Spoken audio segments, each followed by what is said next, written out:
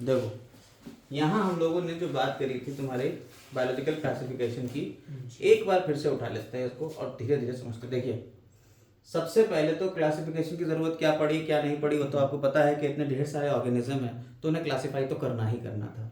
जब क्लासिफाई करना था ऑर्गेनिजम्स को पढ़ने के लिए, उनके स्टडी करने के लिए, तो सबसे पहले एरिस्टोटल साहब है, इन्होंने क्या करा, अर्लीस्ट सबसे पहला अटेम्प्ट इन्होंने दिया, ठीक है, more scientific basis of classification. He use simple, इन्होंने क्या करा था, सिंपल मॉर्फोलॉजिकल कैरेक्टर्स को उठाया था। सबसे पहला पॉइंट पकड़िए, इन्होंने सिंपल मॉर्फोलॉजिकल कैरेक्टर्स को करा था टू क्लासिफाई प्लांट्स, और सबसे पहले इन्होंने प्लांट को क्लासिफाई किया और एनिमल्स को भी करा था, ठीक है। प्लांट्स को करा है ट्रीज, श्रब और हर्ब। यानी कि आप यहाँ पे अगर बनाना चाहो नोट्स में तो आप एरिस्टोटल का लिख सकते हो। एरिस्टोटल ने क्या करा, इन्होंने आर्टिफिशियल सिस्टम ऑफ क्लासिफिकेशन दिया। देखिए इन्होंने कौन सा सिस्टम ऑफ क्लासिफिकेशन दिया है, आर्टिफिशियल सिस्टम ऑफ क्लासिफिकेशन दिया है, और प्लांट्स को हर्ब, श्रब और ट्रीज में डिवाइड करा, और एनिमल्स को जो है वो लीनियस साहब करेंगे। इन्होंने फिलहाल एनिमल्स को दो ग्रुप में करा। देखिए ऐसे लिख सकते हैं, प्लांट्स और इधर एनिमल। प्लांट्स को कर दिया हर्ब, श्रब और ट्रीज में, और एनिमल्स को किस में कर दिया, एनिमल्स को कर दिया इनाइमा और एनीमिया, ठीक है। Red blooded and cold blooded. हाँ, ANAIMA, ठीक है। ये कौन है, जिसमें रेड ब्लड होगा, नहीं होगा, एनीमिया आपने कहा ना, एनीमिया वही है, एनीमिया, ठीक है। और इसका है इनाइमा,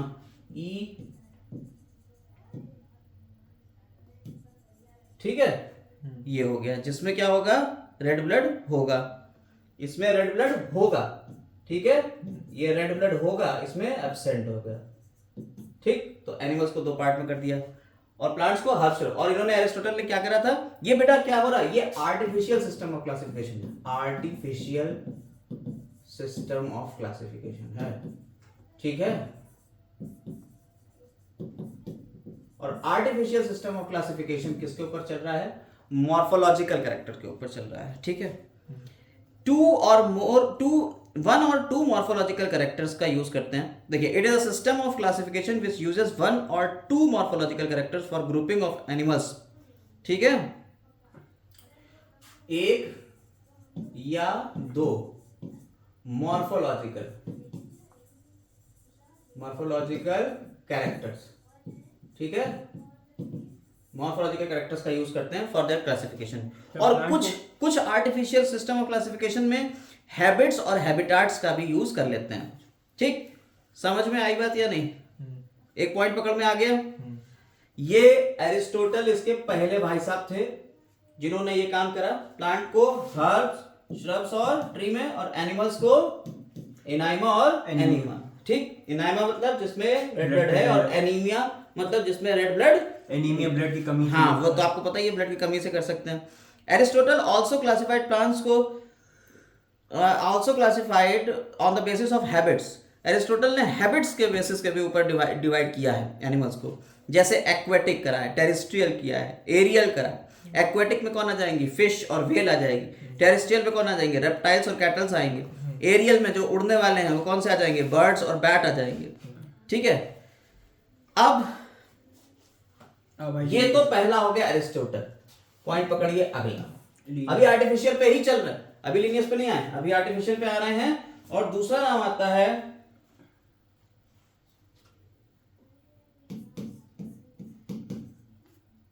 प्लिनी एंड एल्डर, ये अगले, ठीक है। इन्होंने क्या करा है, use artificial system of classification for both plants and animals, dividing them into land, air and water, plainly distinguished animals into flight and non flight ones. इन्होंने क्या करा है, इन्होंने प्लांट्स और एनिमल्स को डिवाइड किया गया है लैंड, एयर और वाटर पे, दोनों को करा, प्लांट और एनिमल में दोनों को कर दिया लैंड, एयर और वाटर। यानी कुछ कुछ एयर में कौन से प्लांट होंगे, अब उड़ तो सकते नहीं, तो किसी दूसरे ऊपर होंगे, दूसरे ऊपर, ठीक है। और स्पोर्ट्स भी तो हो सकते हैं नहीं? हाँ स्पोर्ट्स भी कर सकते हैं, लेकिन स्पोर्ट्स प्लांट्स थोड़ी होते हैं, तो स्पोर्ट्स है। इसके बाद एनिमल्स को भी करा है, लेकिन एनिमल्स को दूसरी तरह से और भी करा है इन्होंने classify. Flight, those can into flight और नॉन फ्लाइट, ठीक है, flight and non flight, point पकड़ में आ गई। अच्छा, पहले इन्होंने लैंड और उसमें भी करा और हाँ लैंड वाटर एयर, और फिर फ्लाइट और नॉन फ्लाइट में भी कर दिया।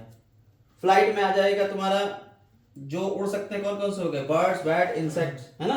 नॉन फ्लाइट में तो एयर में भी तो यही आ जाएंगे। अब आ जाते हैं नॉन फ्लाइट वाले में, तुम्हारे जो रुके हुए हैं हम तुम है नॉन फ्लाइट में। अब आ जाते हैं लीनियस पुट फॉरवर्ड, अब आ जाते हैं लीनियस के ऊपर। अब आ गया तुम्हारे लीनियस के ऊपर जो एनसीईआरटी में दिया हुआ है। देखिए एक पॉइंट जो आपको छूटा था वो यहाँ आ गया, अब लीनियस पे आ गए, ठीक। लीनियस ने 2 किंगडम सिस्टम दिया। Linnaeus put forward an artificial system of plant classification, जरा ध्यान से सुनिएगा। लीनियस ने artificial system of plant classification दिया on the basis of numerical strength of sex organs into 24 classes like मोनार्डिया, डायर्डिया, पॉलीएंड्रिया, इस तरीके से कर दिया। सेक्स ऑर्गेनल्स के बेसिस के ऊपर प्लांट्स को डिवाइड कर दिया, ठीक है। उतना डिटेल में हम नहीं जा रहे हैं। और यहां पे क्या करा है इन्होंने, लीनियस साहब ने, लीनियस ने 2 किंगडम सिस्टम बना दिया। यहां से किंगडम सिस्टम शुरू हो जाता है, ठीक है। और किंगडम सिस्टम जब शुरू होता है तब फिर बात आगे बढ़ती है। तब यहां पे 2 किंगडम्स की बात करी इन्होंने, प्लांटी और एनिमेलिया की, ठीक है। इंक्लूड्स ऑल प्लांट्स, अब प्लांटी में प्लांट सारे आ जाएंगे, एनिमेलिया में सारे एनिमल, जितने भी थे दुनिया के उन्होंने उठा के सब एक ही जगह रख दिए, प्लांट्स और एनिमल्स, ठीक। अब देखिए यहां से अभी एक और चीज खुल रही है। ये तो आर्टिफिशियल सिस्टम ऑफ क्लासिफिकेशन हो गया, अभी नेचुरल सिस्टम ऑफ क्लासिफिकेशन आएगा, ठीक है। इसी में ही क्लासिफिकेशन में ही आगे बढ़ेंगे जब हम लोग चैप्टर में, तो classification natural system of classification, तो हम इसी में ही नेचुरल सिस्टम पे भी आ जाएंगे। अभी नेचुरल सिस्टम ऑफ क्लासिफिकेशन में क्या आ जाता है, तो आर्टिफिशियल वाला हो गया। आर्टिफिशियल में आपने 2 नाम पढ़ लिए, कौन से पढ़ लिए, हमारे एरिस्टोटल, हाँ, और हमारे पेनली और एंडले, और ये लीनियस भी इसी में आ गए, ठीक है। लीनियस ने प्लांट्स को कर दिया आर्टिफिशियल में ही, ठीक। प्लांट्स को कर दिया था, 24 क्लासेस बनाए थे लीनियस ने, प्लांट्स के लिए आर्टिफिशियल क्लासिफिकेशन किया था। कमियां क्या थी, ड्रॉबैक्स क्या थे आर्टिफिशियल के, it does not study homology but it mostly based on convenience. ये होमोलॉजी के ऊपर तो डिपेंड नहीं कर रहा था, इसमें एवोल्यूशन वाला इसको कहीं दूसरी कॉपी में लिखिएगा, एनसीईआरटी में लिखिएगा, कहीं कॉपी में लिखिएगा इसको, जो हम बात बोल रहे हैं। Does not study homology, homologous चीजें नहीं। देखिए अभी मॉलिक्यूलर होमोलॉजी के ऊपर भी हम लोग आएंगे, तो यहां पे इन्होंने होमोलॉजी जो है वो इंक्लूड नहीं करी। दूसरी बात क्या करी इन्होंने, the system employs 1 or 2 morphological और ecological traits which have no bearing on the actual status of taxa. से 1 या 2 से थोड़ी काम चलता है ना। दूसरा, the characters pick up artificial system of classification show progressive और रेट्रोग्रेसिव और पैरेलल इवोल्यूशन। प्रोग्रेसिव भी हो सकता था, रेट्रोग्रेसिव भी हो सकता था, या पैरेलल, तीनों तरीके के इवोल्यूशन हो सकते थे। They do not reflect any natural relationship, ठीक है। अभी हम लोग आएंगे प्रोग्रेसिव, रेट्रोग्रेसिव और पैरेलल इवोल्यूशन क्या है, आप पढ़े हुए हो, एवोल्यूशन पढ़ के आओ, लेकिन फिर भी थोड़ा सा डिस्कस करेंगे इसके ऊपर। The characters organisms do not show a clear cut evolutionary line. Artificial system में कोई क्लियर कट तो नहीं था कि उन्होंने कह दिया पहले पानी वाले आए, फिर लैंड वाले आए, फिर उड़ने वाले आए, लेकिन क्लियर कट लाइन तो नहीं है कि कौन से वाले पहले उड़ने वाले आ गए, ठीक है। तो ये नहीं था। Some characters used in artificial system of classification get changed with change in environment like biennial और annual habitats of radish, ठीक है। रेडिश के जो है वो एनुअल या बाइनियल कैरेक्टर भी आ जाते हैं, वो 2 वर्षीय पौधे, 2 सालों वाले पौधे होते हैं, ठीक है। कुछ 1 वर्षीय होते हैं, ये सारी स्मॉल लीव्स, ये सब तो पता ही नहीं है, ये सारी चीजें उसने कर नहीं पाया। The system does not give any idea about natural relationship among different taxa. अलग अलग टैक्सॉन, टैक्सॉन तो आपको पता ही है, यानी कि genus, phylum, class, order, family, genus, species, ये सब इनका एक आपको ऑर्डरली पता है ना, कि किंगडम आता है, ठीक है, फिर फाइलम आता है, फिर क्लास आता है, फिर ऑर्डर आता है, फिर फैमिली आता है, फिर जीनस आता है, फिर स्पीशीज आता है ना? ये तो लेकिन उन्होंने कोई आर्टिफिशियल ने कभी भी इस तरीके की कोई बात कही ही नहीं। तो ये सारे तो इसके ड्रॉबैक्स बन गए। अब कहां से आएगा? अगला आता है natural system of classification. Natural system, तो इसमें क्या आ जाएगा? इसमें हम लोग होमोलॉगी को लेके चलेंगे, ठीक है? होमोलॉगी, होमोलॉगी क्यों? इसको हम लोग पकड़ के चलेंगे कि जो होमोलॉगी, अब होमोलॉगी क्या होती है? Homology is the relationship of comparable structure having been derived from common forms. Comparable structure से जो कॉमन फॉर्म से है। Molecular homology is defining as the relationship of comparable molecules like DNA, RNA, protein by studying their similarities and dissimilarities। आप समझ में आई? Homology similarities है या dissimilarity, इसके बेसिस के ऊपर, मॉलिक्यूलर लेवल के ऊपर भी। तो नेचुरल इकोसिस्टम जो है, नेचुरल क्लासिफिकेशन सिस्टम, आपको समझ में आया? नेचुरल सिस्टम ऑफ क्लासिफिकेशन, इसमें जो नाम आते हैं वो बेंथम और हुकर का नाम आता है। बड़े इंपॉर्टेंट नाम है ये, बेंथम एंड हुकर, ठीक है? इन्होंने जेनेरा प्लांटेरम नाम की एक बुक लिखी थी। कौन सी बुक थी? जेनेरा प्लांटेरम, इस नाम की एक बुक बेंथम और हुकर ने लिखी थी, 3 वॉल्यूम में लिखी थी। These days the natural system of classification not only brings out natural relationship but also study evolutionary trends। अभी हम लोग जो है वो evolutionary trends के ऊपर भी आ चुके हैं, ठीक है? जैसे फाइलोजेनी की बात होती है, लेकिन अब हम लोग फाइलोजेनेटिक सिस्टम ऑफ क्लासिफिकेशन आगे पढ़ेंगे। तो नेचुरल का सिस्टम समझ में आ गया। इसमें होमोलॉगस ऑर्गन्स की बात करते हैं। एक इसका छोटा सा चीज हम बता देते हैं। The characters differ,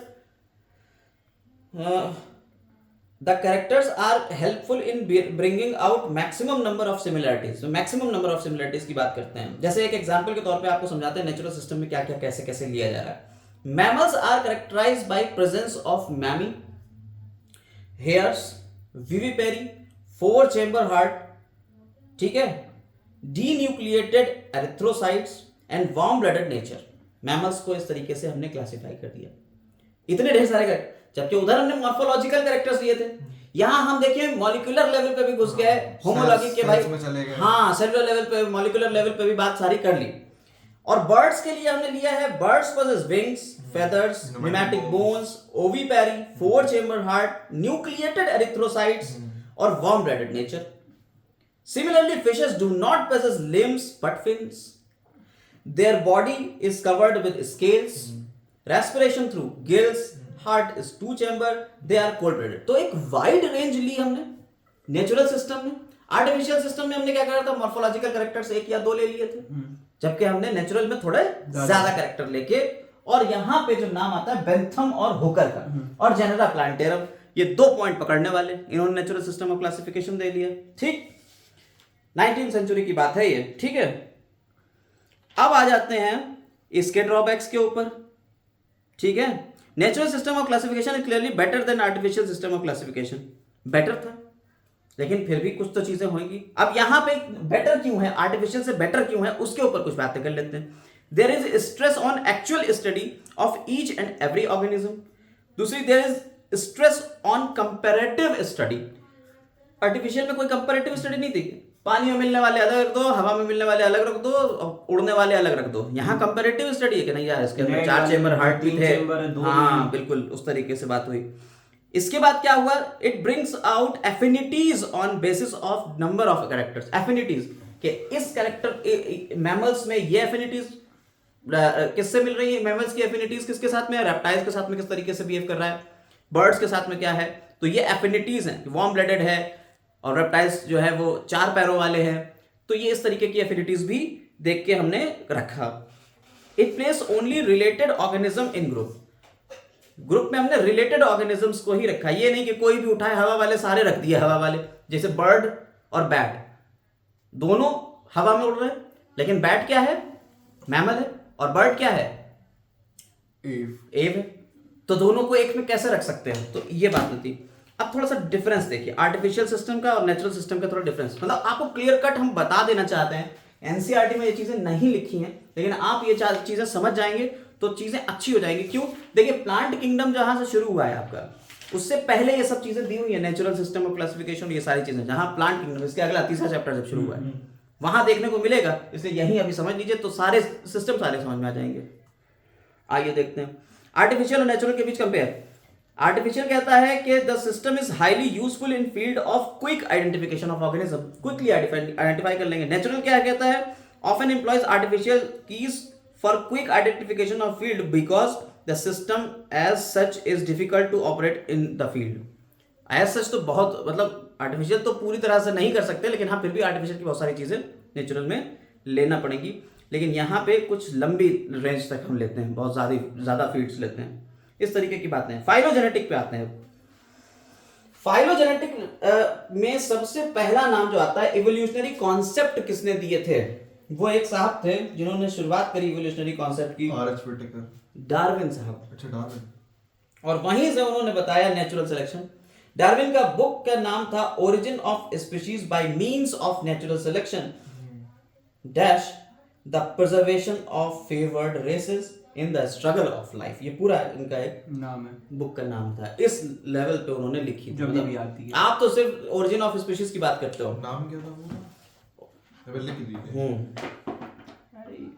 on the origin of species by means of natural selection. ठीक है, फिर सेमीकोलन लगाया, फिर आगे बढ़े। The preservation of favoured races in the struggle of life. आप देखिए पूरा पूरा इन्होंने एक ही बात में सब पूरी कंपाइल कर दी अपनी सारी बातें। On the origin of species by means of natural selection, दो बातें हो गई।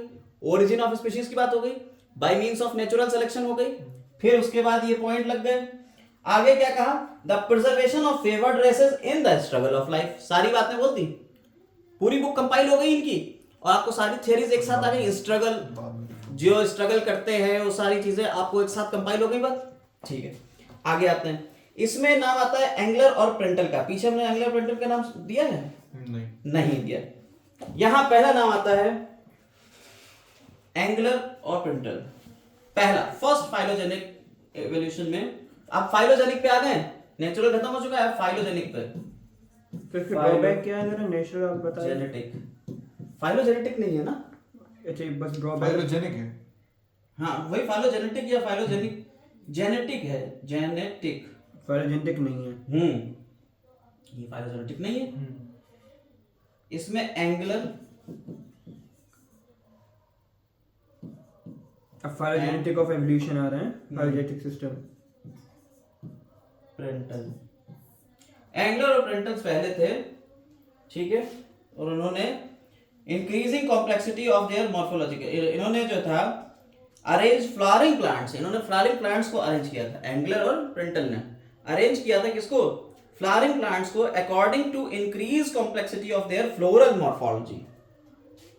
ठीक है, एंगलर एंड प्रेंटल, PRANTL। इन्होंने क्या करा है सर? इन्होंने क्या करा? इन्होंने arrange flowering plants according to increasing complexity of their morphology, floral morphology, flower की मॉर्फोलॉजी को देखते हुए उन्होंने बात करी है। ठीक है, प्लांट्स को, जैसे इन्होंने पेरियंथ की बात करी। ठीक है, they consider absence of perianth और presence of one whorl of perianth, unisexual flowers, anemophily, primitive to flowers. Perianth क्या होता है बताइए? पेरियंथ क्या होता है? पेडंकल तो हो गए जो उससे ऊपर गुच्छे हो गए, सेपल पेटल दोनों को मिला के क्या आता है? पेरियंथ। टेपल, और टेपल की यूनिट क्या होती है सर? फिर पल्वाइनस वो होता है जो सर वो अब वो सब हमें अब पल्वाइनस और माइनस के बाद में आइए। Monocots were consider primitive to dicots, इन्होंने मोनोकॉट्स को प्रिमिटिव कर दिया। ठीक है, और इस तरीके की बातें इन्होंने कही। एक्लेमाइडस, मोनोक्लेमाइडस कंडीशन की बात इन्होंने करी। ये सारी बातें, तो आपको पहला नाम मिल गया कौन सा? एंगलर और पेरियंथ, प्रेंटल। और दूसरा नाम यहीं पे पकड़ना है आपको, दूसरा नाम एक और पकड़ना है। क्या सर? हचिंसन और तख्तजान साहब। इम्प्रूव्ड, इसके बाद इम्प्रूव करा ना इन्होंने। Yes sir. क्या नाम है? HUTCHINSON, Hutchinson and TAKE TAKH, तख्त जान, तख्ताजान, ठीक है। Improved phylogenetic system were later proposed by Hutchinson and Takhtajan. However, phylogenetic system is not static but dynamic. ये पॉइंट पकड़ने वाले। Phylogenetic system static नहीं है, डायनामिक है। फाइलोजेनेटिक हम कहां से पकड़ते हैं, फाइलोजेनी हम कहां से मिला रहे हैं, हम फॉसिल्स की स्टडी करने लगे। अब आपने कहा कि साहब अभी ह्यूमंस के फॉसिल मिल रहे हैं तो अफ्रीका में ह्यूमन की ओरिजिन है, लेकिन कोई अगर ह्यूमन का फॉसिल अफ्रीका के बाद कहीं और दूसरी जगह मिले जो अफ्रीका से ज्यादा पुराना है, तो हमारे कॉन्सेप्ट बदल जाएंगे, उसी दिन हमारे कॉन्सेप्ट बदल जाएंगे। नहीं यार, ह्यूमन की ओरिजिन अफ्रीका में नहीं हुई थी, कहीं और हुई थी। तो डायनामिक हो गया ना, उसको जितने ज्यादा फॉसिल्स उतनी ज्यादा डाइवर्सिटी, उतना डायनामिक है। मतलब ये कोई एक जगह रुका हुआ नहीं है फाइलोजेनेटिक सिस्टम। फाइलोजेनेटिक सिस्टम बदल सकता है अकॉर्डिंग टू डिस्कवरीज। जैसे जैसे हमारी नई डिस्कवरी होंगी फाइलोजेनेटिक सिस्टम भी बदलते जाएंगे। क्लियर है मेरी बात? Zoologists believe that since similarity in structure represents close evolutionary relationship, their natural classifications represents evolutionary and phylogenetic classification. ठीक है, अब इसके बाद आते हैं phenetic classification. Phenetic classification, phenetic मतलब टू अपीयर, जैसे दिखता है। It is a system of phylogenetic classification which is based on affinities, similarities, dissimilarities of characters present in present day organism without searching for the evolution and diversification of their traits in their fossil ancestors.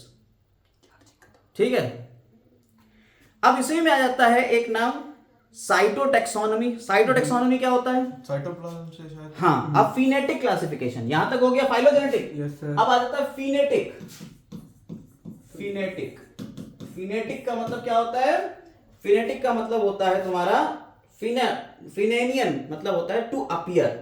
और इसी में हमने बताया it is a system of classification, it is a system of phylogenetic classification which is based on affinities, similarities and dissimilarities of characters present in the present day organism without searching for evolution and diversification of their traits। क्योंकि evolution पे तो भाई वो भागते चले जाएंगे।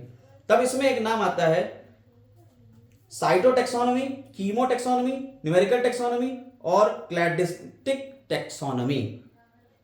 Cytotaxonomy का मतलब क्या हुआ? साइटो मतलब साइटोप्लाज्म, सेल। अच्छा हाँ, साइटोटैक्सोनॉमी, ठीक है, सेल के उस रिलेशन में। हाँ। साइटोटैक्सोनॉमी क्या हो गई? इसमें सेल के बारे में बात होगी। सेल के में भी क्रोमोसोम्स के ऊपर फोकस करेंगे। अच्छा ठीक, क्रोमोसोम्स के नंबर के ऊपर, ठीक है। तब हम बात करें, देखिए क्रोमोसोम्स के नंबर हो गया, उनकी माइटोटिक बिहेवियर आ गया, उनकी लंबाई, इस सब के ऊपर अगर बात कर रहे हैं तो उसे क्या कहते हैं? Cytotaxonomy. Chemotaxonomy, it is a system of classification based on the characters of various chemical constituents of organisms like amino acid, proteins, DNA sequence, alkaloids, crystals, ये सारी चीजें chemotaxonomy हो गई।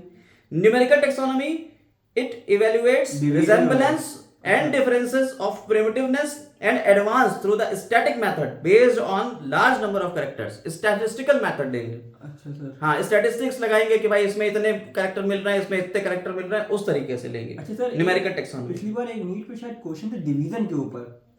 अब रुक जाओ, अभी याद आया। क्लैडिस्टिक टैक्सोनॉमी क्या होती है?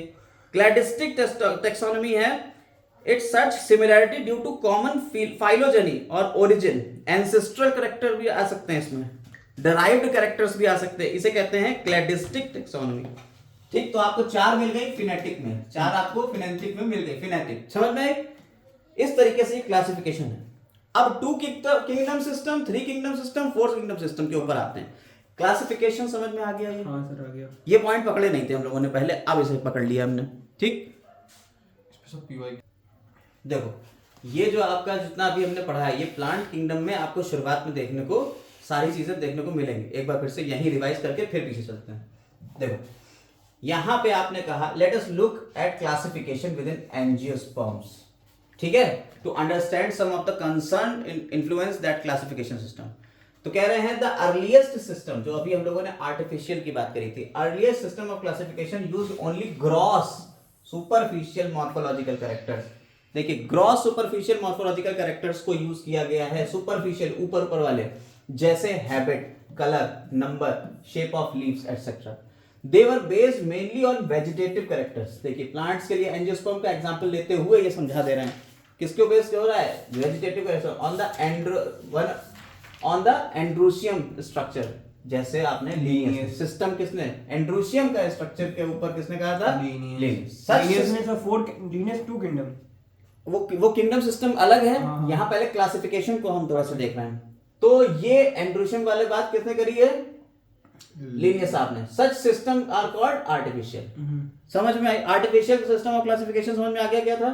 दे spread the close related species since they were based on a few characteristics. ठीक है, ये क्लोजली रिलेटेड स्पीशीज में तो सही। Also artificial system give equal weightage to vegetative and sexual characteristics. ये वेजिटेटिव और सेक्सुअल को भी एक ही साथ, ये पॉइंट आपकी क्वेश्चन पूछे जा सकते हैं आर्टिफिशियल में कौन कौन सी चीजों को इन्होंने ज्यादा वेटेज दिया है, इक्वल वेटेज दिया है, किसको ज्यादा किसको कम, इस तरीके के। This is not acceptable since we know that vegetative characters are more easily affected by environment. ठीक है, वेजिटेटिव कैरेक्टर तो एनवायरनमेंट पे बहुत तेजी से एनवायरनमेंट इसके ऊपर असर डाल सकता है अपना, लेकिन सेक्सुअल कैरेक्टर्स के ऊपर नहीं डाल सकता है। अब आता है अगला नेचुरल क्लासिफिकेशन सिस्टम, इसके अगेंस्ट में डेवलप शुरू हुआ। समझ में आई। तो लीनियस साहब किससे रिलेटेड थे, आर्टिफिशियल सिस्टम ऑफ क्लासिफिकेशन पे। ठीक है, इससे पहले हमने दो नाम और बताए थे आर्टिफिशियल सिस्टम ऑफ क्लासिफिकेशन के, वो थे एंगलर और प्रेंटल। समझ में आई बात या नहीं। यहाँ पे पॉइंट अगर लिखना चाहिएगा, चाहे तीसरे चैप्टर में लिखना चाहिए तो यहाँ पे लिख लीजिएगा एंगलर प्रेंटल ने शुरुआत करी। ठीक है, एंगलर प्रेंटल ने, फिर लीनियस भी इसमें घुस गए। ठीक है, इसके अलावा एक और नाम था। अब आते हैं नेचुरल सिस्टम ऑफ क्लासिफिकेशन। तो नेचुरल सिस्टम ऑफ क्लासिफिकेशन में हमने क्या बात करी थी, ये नेचुरली थे। इसमें और ज्यादा कैरेक्टर्स की बात करी थी, होमोलॉगी वगैरह को, होमोलॉगी को लिया था। जियो बेंथम और ठीक है, बेंथम और हुकर की बात आई थी। Developed which were based on natural affinities among organisms and consider not only external features. इन्होंने सिर्फ एक्सटर्नल फीचर्स नहीं but internal features like anatomy, embryology, phytochemistry. ठीक है, इसकी भी बात करें। Such classification of flowering plants were given by George Bentham and Joseph Dalton Hooker. समझ में आई बात या नहीं। तो बेंथम और हुकर ने ये क्लासिफिकेशन दिया था नेचुरल वाला। अब फाइलोजेनेटिक क्लासिफिकेशन सिस्टम बेस्ड होता है किसके ऊपर, एवोल्यूशनरी रिलेशनशिप के ऊपर। और हमने आपको बताया कि ये बड़ा ही डाइवर्स है, क्योंकि जैसे जैसे आपको चीजें मिलती जाएंगी वैसे वैसे ये बदलता जाएगा। ठीक, assuming organism belong to same taxa have common ancestor, जो ये वाला था phylogenetic, this assumes that organism belong to same taxa have common ancestor। इन्होंने कहा कि अगर कोई कॉमन एंसेस्टर है तो उसको एक टेक्सा में रखा जाएगा। समझ में आई बात या नहीं। जैसे तुमने कहा एनिमल किंगडम, ठीक है, तो एनिमल किंगडम में वही रखे जाएंगे जो सारे एनिमल्स होंगे, किसी प्लांट को नहीं रखा जा सकता। तो यानी वो किसी उन सबकी ओरिजिन में कहीं ना कहीं एनिमल का ही रोल है, प्लांट का रोल नहीं है। ठीक है, बिलोंग उनके कॉमन कैरेक्टरिस्टिक्स हो गए ना, एंसेस्टर उनके कैसे हैं, कॉमन है, common ancestor. Now we use information from many other resources to help resolve difficulties in classification. अलग अलग सोर्सेज भी, these become more important when there is no supporting fossil evidence। ठीक है, अगर यहाँ fossil evidence ना होता तो बड़ी दिक्कत हो जाती। yes, तो आपको पता चल गया कि fossil evidence से ही हम ये सारी चीजें निकाल रहे हैं। इसके बाद हमने आपको बताया फिनेटिक सिस्टम आता है, न्यूमेरिकल टेक्सोनॉमी आ गया। Numerical taxonomy which is now easily carried out using computer based analysis. तो कंप्यूटर बेस्ड, देखिए आपने कहा फाइलोजेनेटिक सिस्टम तो हमारा हो गया। इससे पहले हमने देखिए नेचुरल की बात करी और उससे पहले आर्टिफिशियल। तो आर्टिफिशियल में हमने सिर्फ सुपरफिशियल कैरेक्टर्स ले लिए थे, एक या दो, किसी के पास सेक्स ऑर्गन्स है या नहीं है, बस इतने से बात कर ली। लेकिन फिर हमने कहा सेक्स ऑर्गन्स हैं, रहता कहाँ है, ये सारी बातें मतलब ऊपर ऊपर से तो देख लिए।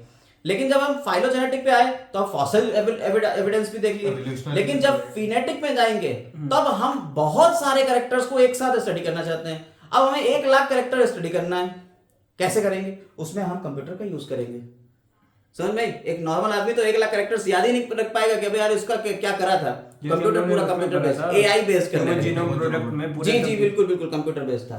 तो न्यूमेरिकल टेक्सोनॉमी जो है वो easily carried out, computer based है on all observations characters. Numerical number और कोड्स दिए जाते हैं इसमें कैरेक्टर्स को, ठीक है, डेटा को, एंड देन प्रोसेस, और फिर उसको भेज दिया जाता है प्रोसेस करने के लिए कंप्यूटर में। In this way each character is given equal importance. जबकि आप पीछे वाले में देखिए तो नेचुरल आर्टिफिशियल वाले में इक्वल इंपॉर्टेंस नहीं थी, वेजिटेटिव और सेक्सुअल को इक्वल दे दिया था, ठीक है। यहां पे कह रहा है कि नहीं ये चीज ज्यादा है, ये चीज कम है। यहां पे हर कैरेक्टर को इक्वल इंपॉर्टेंस दी जा रही है, समझ में आई बात? And the same time hundreds of character can be considered, और एक ही टाइम पे हजारों लाखों कैरेक्टर्स को कंसीडर भी किया जा सकता है। इसके बाद आती है अगली साइटोटैक्सोनॉमी, और इसमें हमने क्या बताया, साइटोलॉजिकल इंफॉर्मेशन में यहां मेन है क्रोमोसोम नंबर, उनका स्ट्रक्चर, उनका बिहेवियर, माइटोसिस मियोसिस के टाइम पे कैसा बिहेवियर शो करते हैं। वही हमने आपको बताया लवजी स्मैट, लवजी स्मैट क्या था ये? कहा सर उसका क्रोमोसोम का रेंज किस टाइप के होते हैं? एस कौन सा था? S sub metacentric, sub metacentric L form, metacentric V form, acrocentric J form, और टीलोसेंट्रिक आई फॉर्म। तो स्ट्रक्चर और उनके बिहेवियर की बात करते हैं, तो कहां जा रहा है, ऊपर जा रहा है, नीचे जा रहा है, कट के जा रहा है, पूरा पूरा चला जा रहा है, ये सारी बात है।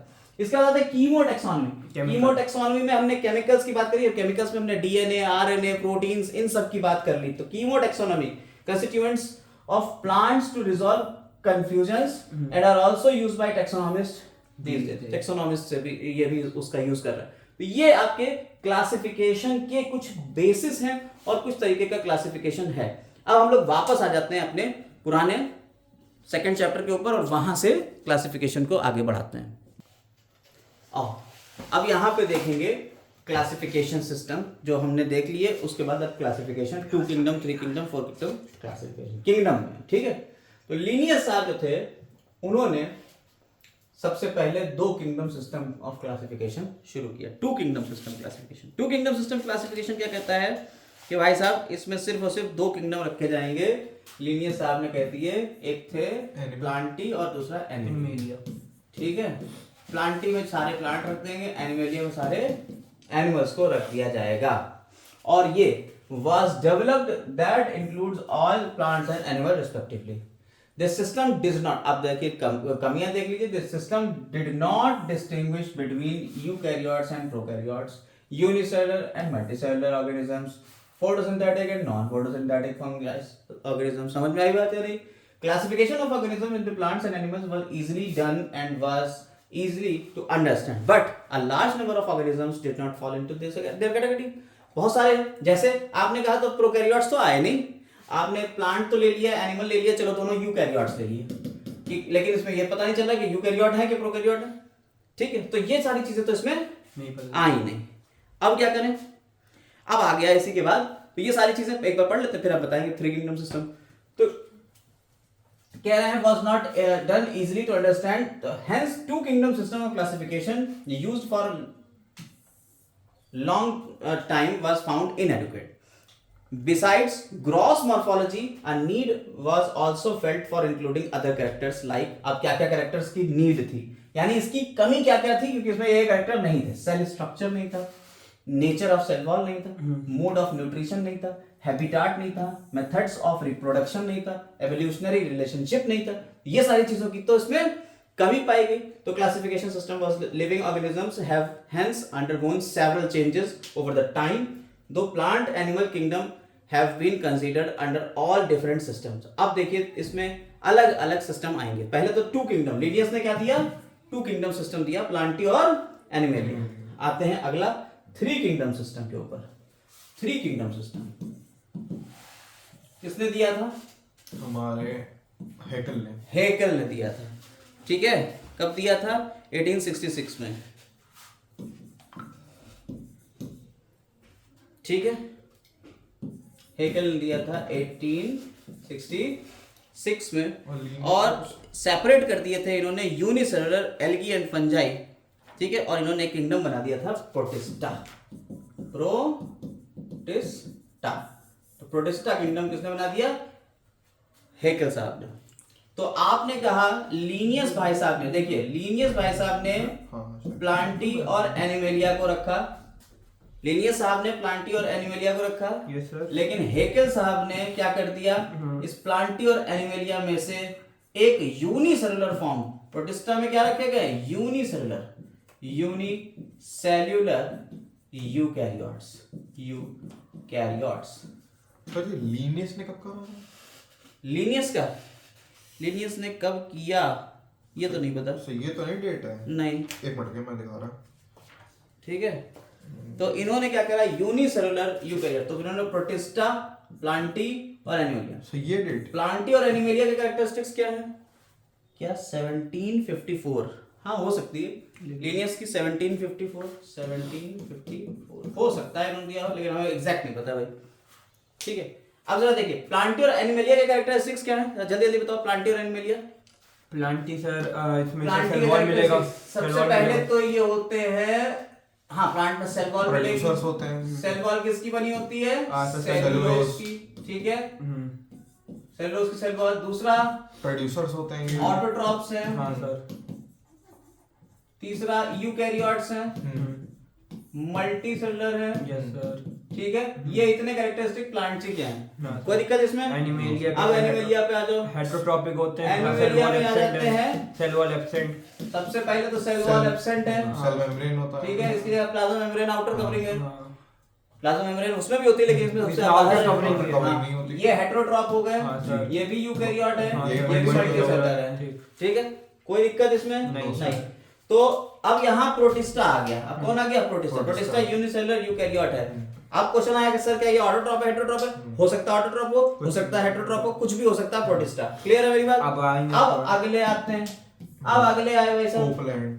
हाँ, 4 किंगडम सिस्टम। 4 किंगडम सिस्टम किसने दिया? 4 किंगडम सिस्टम किसने दिया था? कोपलैंड। कोपलैंड। ठीक है, कोपलैंड साहब आए, इन्होंने 4 किंगडम सिस्टम दिया और इन्होंने मोनेरा को बाहर निकाल दिया। इन्होंने यूकैरियोट में से प्रोकैरियोट का अलग कर लिया था। 1956 1956 में आई है। इन्होंने और क्या इन्होंने करा? मोनेरा दे दिया। इन्होंने मोनेरा दिया है। तो अब एक बार फिर से देखिए, लीनियस ने कहा प्लांटी और एनिमेलिया, हेकेल ने कहा प्लांटी एनिमेलिया तो था, लेकिन हमने प्रोकैरियोट प्रोटिस्टा को रख दिया, प्रोकैरियोट्स निकाल दिया प्रोटिस्टा। लेकिन जैसे ही कोपलैंड आए इन्होंने प्रोटिस्टा में डाल दिया यूकैरियोट, यूनिसेलुलर यूकैरियोट्स। और कोपलैंड साहब ने कहा कि ठीक है तुम्हारी बातें सब बढ़िया, लेकिन एक मोनेरा बनाओ जिसमें प्रोकैरियोट्स लगेंगे, यूनिसेलुलर सेल्यूलर प्रोकैरियोट्स। फिर आई बात कि प्रोकैरियोट्स तो आपने रख दिया यूनिसेलुलर प्रोकैरियोट्स मोनेरा में। किसमें? मोनेरा में। तो मोनेरा, प्रोटिस्टा, प्लांटी और एनिमेलिया इस तरह से जा रहा है। प्रोटिस्टा में यूनिसेलुलर यूकैरियोट्स। अच्छा यूकैरियोट्स, ठीक। अब क्वेश्चन आया फिर प्रोकैरियोट्स सेलुलर इनकी सेल वॉल है कि नहीं है? हो भी सकती है या नहीं भी हो सकती है। जैसे हमने आपको बताया था माइकोप्लाज्मा गैलीसेप्टिकम, उसके सेल वॉल नहीं है, वहां जोकर बना दिया गया उसको। ठीक है, इसके अलावा ये ऑटोट्रॉपिक है कि हेटेरोट्रॉपिक? तो ये भी ऑटोट्रॉपिक और हेटेरोट्रॉपिक दोनों हो सकते हैं। क्लियर है? Largest mode of nutrition. हाँ, अलग अलग तरीके का इसमें लार्जेस्ट मोड ऑफ न्यूट्रिशन है। अलग अलग तरीके के न्यूट्रिशन शो कर सकते हैं। ऑटोट्रॉप हो सकते हैं, हेटेरोट्रॉप हो सकते हैं, सैप्रोफाइट हो सकते हैं, पैरासाइट हो सकते हैं, एक्टोपैरासाइट हो सकते हैं, एंडोपैरासाइट हो सकते हैं, कीमो ऑटोट्रॉप हो सकते हैं। बहुत तरीके के इसमें न्यूट्रिशन है। ठीक है, इसके बाद आता है 5 kingdom of system. 5 kingdom system के लिए हम विटेकर साहब की बात करेंगे आगे बढ़ के। ठीक है, यहाँ 5 किंगडम सिस्टम में आपको मोनेरा, प्रोटिस्टा, फंजाई, प्लांटी और एनिमेलिया दिया है। अब क्वेश्चन आता है कि 5 किंगडम सिस्टम किस किस क्राइटेरिया के ऊपर बेस्ड था। पकड़िए यहाँ पे क्वेश्चन और उसका answer. Main criteria for classification कौन कौन सा था? सबसे पहले सेल स्ट्रक्चर, पहला बॉडी ऑर्गेनाइजेशन, दूसरा मोड ऑफ न्यूट्रिशन, तीसरा रिप्रोडक्शन, चौथा और पांचवा फाइलोजेनिक रिलेशनशिप। 5 चीजों के ऊपर मुश्तमिल ये हमारा आरएच विटेकर का क्लासिफिकेशन। क्लियर है? कोई दिक्कत इसमें? तो विटेकर साहब ने 1969, भैया ये 69 याद रखिए, समझ में आ जाएगा साहब। ठीक है, तो 1969 में इन्होंने 5 किंगडम सिस्टम दिए हैं। और 5 किंगडम सिस्टम कौन से थे? मोनेरा, प्रोटिस्टा, फंजाई और प्लांटी। 5 कैरेक्टर के ऊपर बेस्ड थे। आई जल्दी जल्दी इसको पकड़ते हैं। अब तेजी से पढ़ेंगे, यहाँ से तेजी स्टार्ट होती है। सबसे पहले सेल टाइप की बात करी जा रही है। मोनेरा से प्रोकैरियोट होते हैं, बाकी सारे यूकैरियोट्स होते हैं। सेल वॉल की बात करते हैं, इसमें non cellulosic polysaccharides amino acid की बनी हुई होती है इसकी सेल वॉल। जबकि इधर आपकी इसकी बनी हो सकती है, नहीं भी हो सकती, क्योंकि ये हो सकता है वो सेल वॉल या नहीं भी। फंजाई में काइटिन की बनी हुई होती है। और भाई साहब फंजाई को इंक्लूड किया था 5 किंगडम सिस्टम में विटेकर साहब ने। बाकी तो 4 पहले से ही कोपलैंड तक ही थे। हाँ, उसी प्लांट से सब कुछ निकले हैं। बस फंजाई क्या है, ऑटोट्रॉप नहीं है, हेटेरोट्रॉप हैं, और हेटेरोट्रॉप सैप्रोफाइट्स और पैरासाइट दोनों हो सकते हैं। ठीक है, प्रेजेंट होती है कौन इसमें, न्यूक्लियर मेम्ब्रेन। अब देखिए न्यूक्लियर मेम्ब्रेन के ऊपर अगर क्वेश्चन आए, यहाँ सेल वॉल किसकी बनी हुई है, सेलुलोज की, और यहाँ सेल वॉल तो है ही नहीं। न्यूक्लियर मेम्ब्रेन के ऊपर आता है तो न्यूक्लियर मेम्ब्रेन भैया मोनेरा है। मोनेरा को मिक्सोफाइसी में रखते हैं, किसमें रखते हैं, मिक्सोफाइसी में। ठीक है, मिक्सोफाइसी में, और मिक्सोफाइसी में भाई साहब यहाँ सेल वॉल नहीं होती है। दूसरी इसकी खास बात क्या होती है मोनेरा की, मोनेरा की एक और खास बात होती है बेटा, ये हमेशा इनकी फेवरेबल कंडीशन में रिप्रोडक्शन कैसा होगा, असेक्सुअल, लेकिन अनफेवरेबल कंडीशन में ये सेक्सुअल रिप्रोडक्शन परफॉर्म करते हैं। ठीक है, और मोनेरा है यानी कि बैक्टीरिया, बैक्टीरिया जो होता है वो प्रोकैरियोट है। प्रोकैरियोट्स में न्यूक्लियस की जगह न्यूक्लियोइड मिलता है। क्या मिलता है, न्यूक्लियोइड मिलता है। ठीक है, तो न्यूक्लियस यहाँ नहीं होगा, तो न्यूक्लियस नहीं तो न्यूक्लियर मेम्ब्रेन नहीं होगी, बाकी हर जगह न्यूक्लियस है, क्योंकि सब यूकैरियोट्स हैं, सिर्फ यही प्रोकैरियोट्स हैं। दूसरा हमने आपको बताया सबसे ज्यादा तरीके का मोड ऑफ न्यूट्रिशन इन्हीं के पास मिलेगा। मोड ऑफ न्यूट्रिशन सबसे ज्यादा इन्हीं के पास मिलेगा। बॉडी ऑर्गेनाइजेशन की बात करें तो यूनिसेलुलर बाकी सब मल्टीसेलुलर या टिश्यू ग्रेड या organ system level of body organisation. यहाँ की बात करी जाए प्रोटिस्टा की तो ऑटोट्रॉपिक फोटोसिंथेटिक भी हो सकते हैं, हेटेरोट्रॉपिक भी हो सकते हैं। दोनों तरीके का न्यूट्रिशन इसमें मिल सकता है, ऑटोट्रॉप हेटेरोट्रॉप। ये सिर्फ और सिर्फ ऑटोट्रॉप होंगे और ये सिर्फ हेटेरोट्रॉप होंगे। क्लियर है मेरी बात? यहाँ से आपके कुछ ना कुछ क्वेश्चंस पूछे जा सकते हैं और एक लेवल पूछा जा सकता है स्टेप बाय स्टेप। बेटा यहाँ से एक क्वेश्चन नीट बना था स्टेप बाय स्टेप। देखिए एवोल्यूशनरी आपको पूछा जाए तो सेल टाइप पहले पकड़ना है, फिर सेल वॉल पकड़ना है, फिर न्यूक्लियर मेम्ब्रेन पकड़ना है, बॉडी ऑर्गेनाइजेशन पकड़ना है, मोड ऑफ न्यूट्रिशन पकड़ना है। इस सीक्वेंस को ही पकड़ के चलना है। सीक्वेंस नहीं पकड़ेंगे बात खत्म हो जाएगी फिर आपकी। ठीक है सर। ठीक है, क्वेश्चन बड़े गंदे बना सकते हैं और वो कैसे भी बना सकते हैं ये उनके ऊपर, तो आपको पकड़ के चलना है। हम इसी मैनर में और इसी लेवल पे याद करेंगे। ठीक है, आगे आते हैं। अब 5 किंगडम के बाद आते हैं छठे किंगडम सिस्टम पे। 6 किंगडम सिस्टम कार्ल वूज ने दिया था। ठीक है, कार्ल वूज ने 6 किंगडम सिस्टम दिया है और इन्होंने दो डोमेन दिए थे। तीन डोमेन दिए यहाँ पे, लेकिन 2 डोमेन है, मेनली 2 डोमेन। मोनेरा को 2 डोमेन में बांट दिया था, फिर ऊपर लिखा है 3 डोमेन सिस्टम करे थे और इन्होंने मोनेरा को 2 डोमेन में फर्दर क्लासिफाई कर दिया था। ठीक है, कोई दिक्कत इसमें? नो। मोनेरा को आर्किया और यूकैरिया में बदल दिया। अच्छा, मेन जो सर माना जाता है वो आर एच विटेकर का विटेकर का ही है। हम विटेकर को लेके ही पूरा यहाँ भजन कीर्तन करेंगे। ठीक है, तो अर्लियर किंगडम सिस्टम जो है उसमें क्लासिफिकेशन किया गया है, includes bacteria, blue green algae, और इन सब चीजों को किसमें रखा गया है और सारी चीजें यहाँ लिखी हुई फालतू फर्जी हम आपको जल्दी जल्दी इसका कंपाइल करके बता देते हैं। सबसे पहले आपने जब क्लासिफिकेशन किया तो आपने कहा कि साहब बैक्टीरिया हो या ब्लू ग्रीन एल्गी हो या फंगस हो या मॉसेस हो या जिम्नोस्पर्म, एंजियोस्पर्म, ये सब प्लांट। फिर प्लांट में से धीरे धीरे निकालते चले गए। अभी हम लोगों ने बात करी कि लिनियर साहब ने सबसे पहले प्लांट और एनिमल में रख दिया था। तो यहाँ वही बात कहना है कि अर्लियर में आपको bacteria, blue green algae, fungi, moss, fern, gymnosperm, angiosperm सबको उठा के कहाँ रखा गया, प्लांट में रख दिया गया। ठीक, फिर धीरे धीरे इसको निकाला गया, फिर अलग अलग कैरेक्टर देखे गए। सबसे पहले क्या देखा गया, सेल वॉल देखा गया, फिर आपका जो है वो अलग अलग चीजें देखी गई, अलग अलग चीजें रखी तो अलग अलग हो गया। अब प्रोकैरियोट और यूकैरियोट, तो prokaryotes bacteria and blue green algae cyanobacteria को ग्रुप कर दिया गया अलग। ठीक है, जो यूकैरियोट्स के अंदर रखे थे उनको वहां से हटा के फिर यहाँ से उठा के देखिए इसको मोनेरा में रख दिया गया।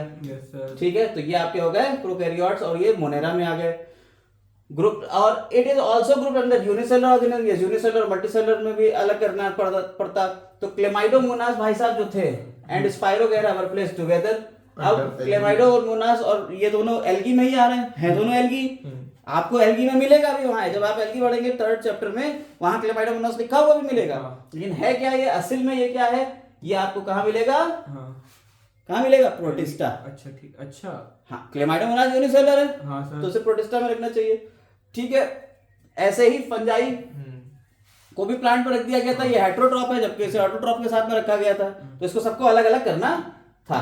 और दूसरी बात, फंजाई की सेल वॉल किसकी बनी होती है, फंगस की सेल वॉल काइटिन की बनी होती है। ठीक है, आगे आते हैं।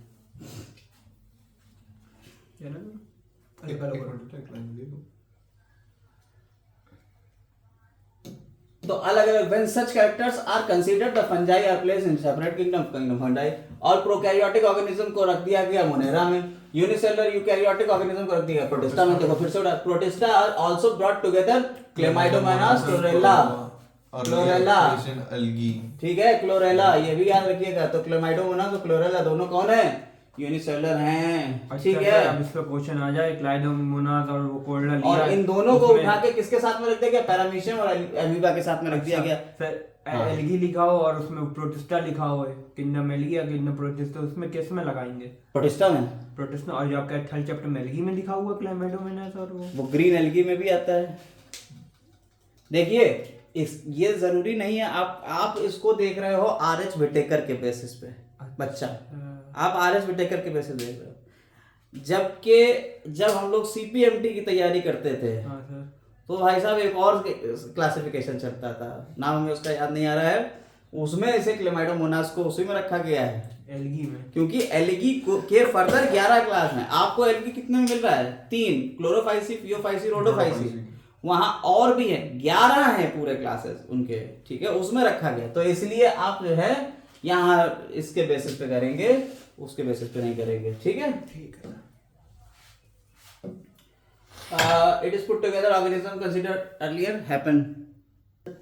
फिर इसमें जो है आगे फाइलोजेनेटिक यानी एवोल्यूशनरी रिलेशनशिप भी आगे करते चले गए, और इस तरह से इन्होंने प्लेस करा कि सबसे पहले मोनेरा आया, फिर प्रोटिस्टा आया, फिर प्लांटिया आया, फिर एनिमेलिया आया, ठीक है।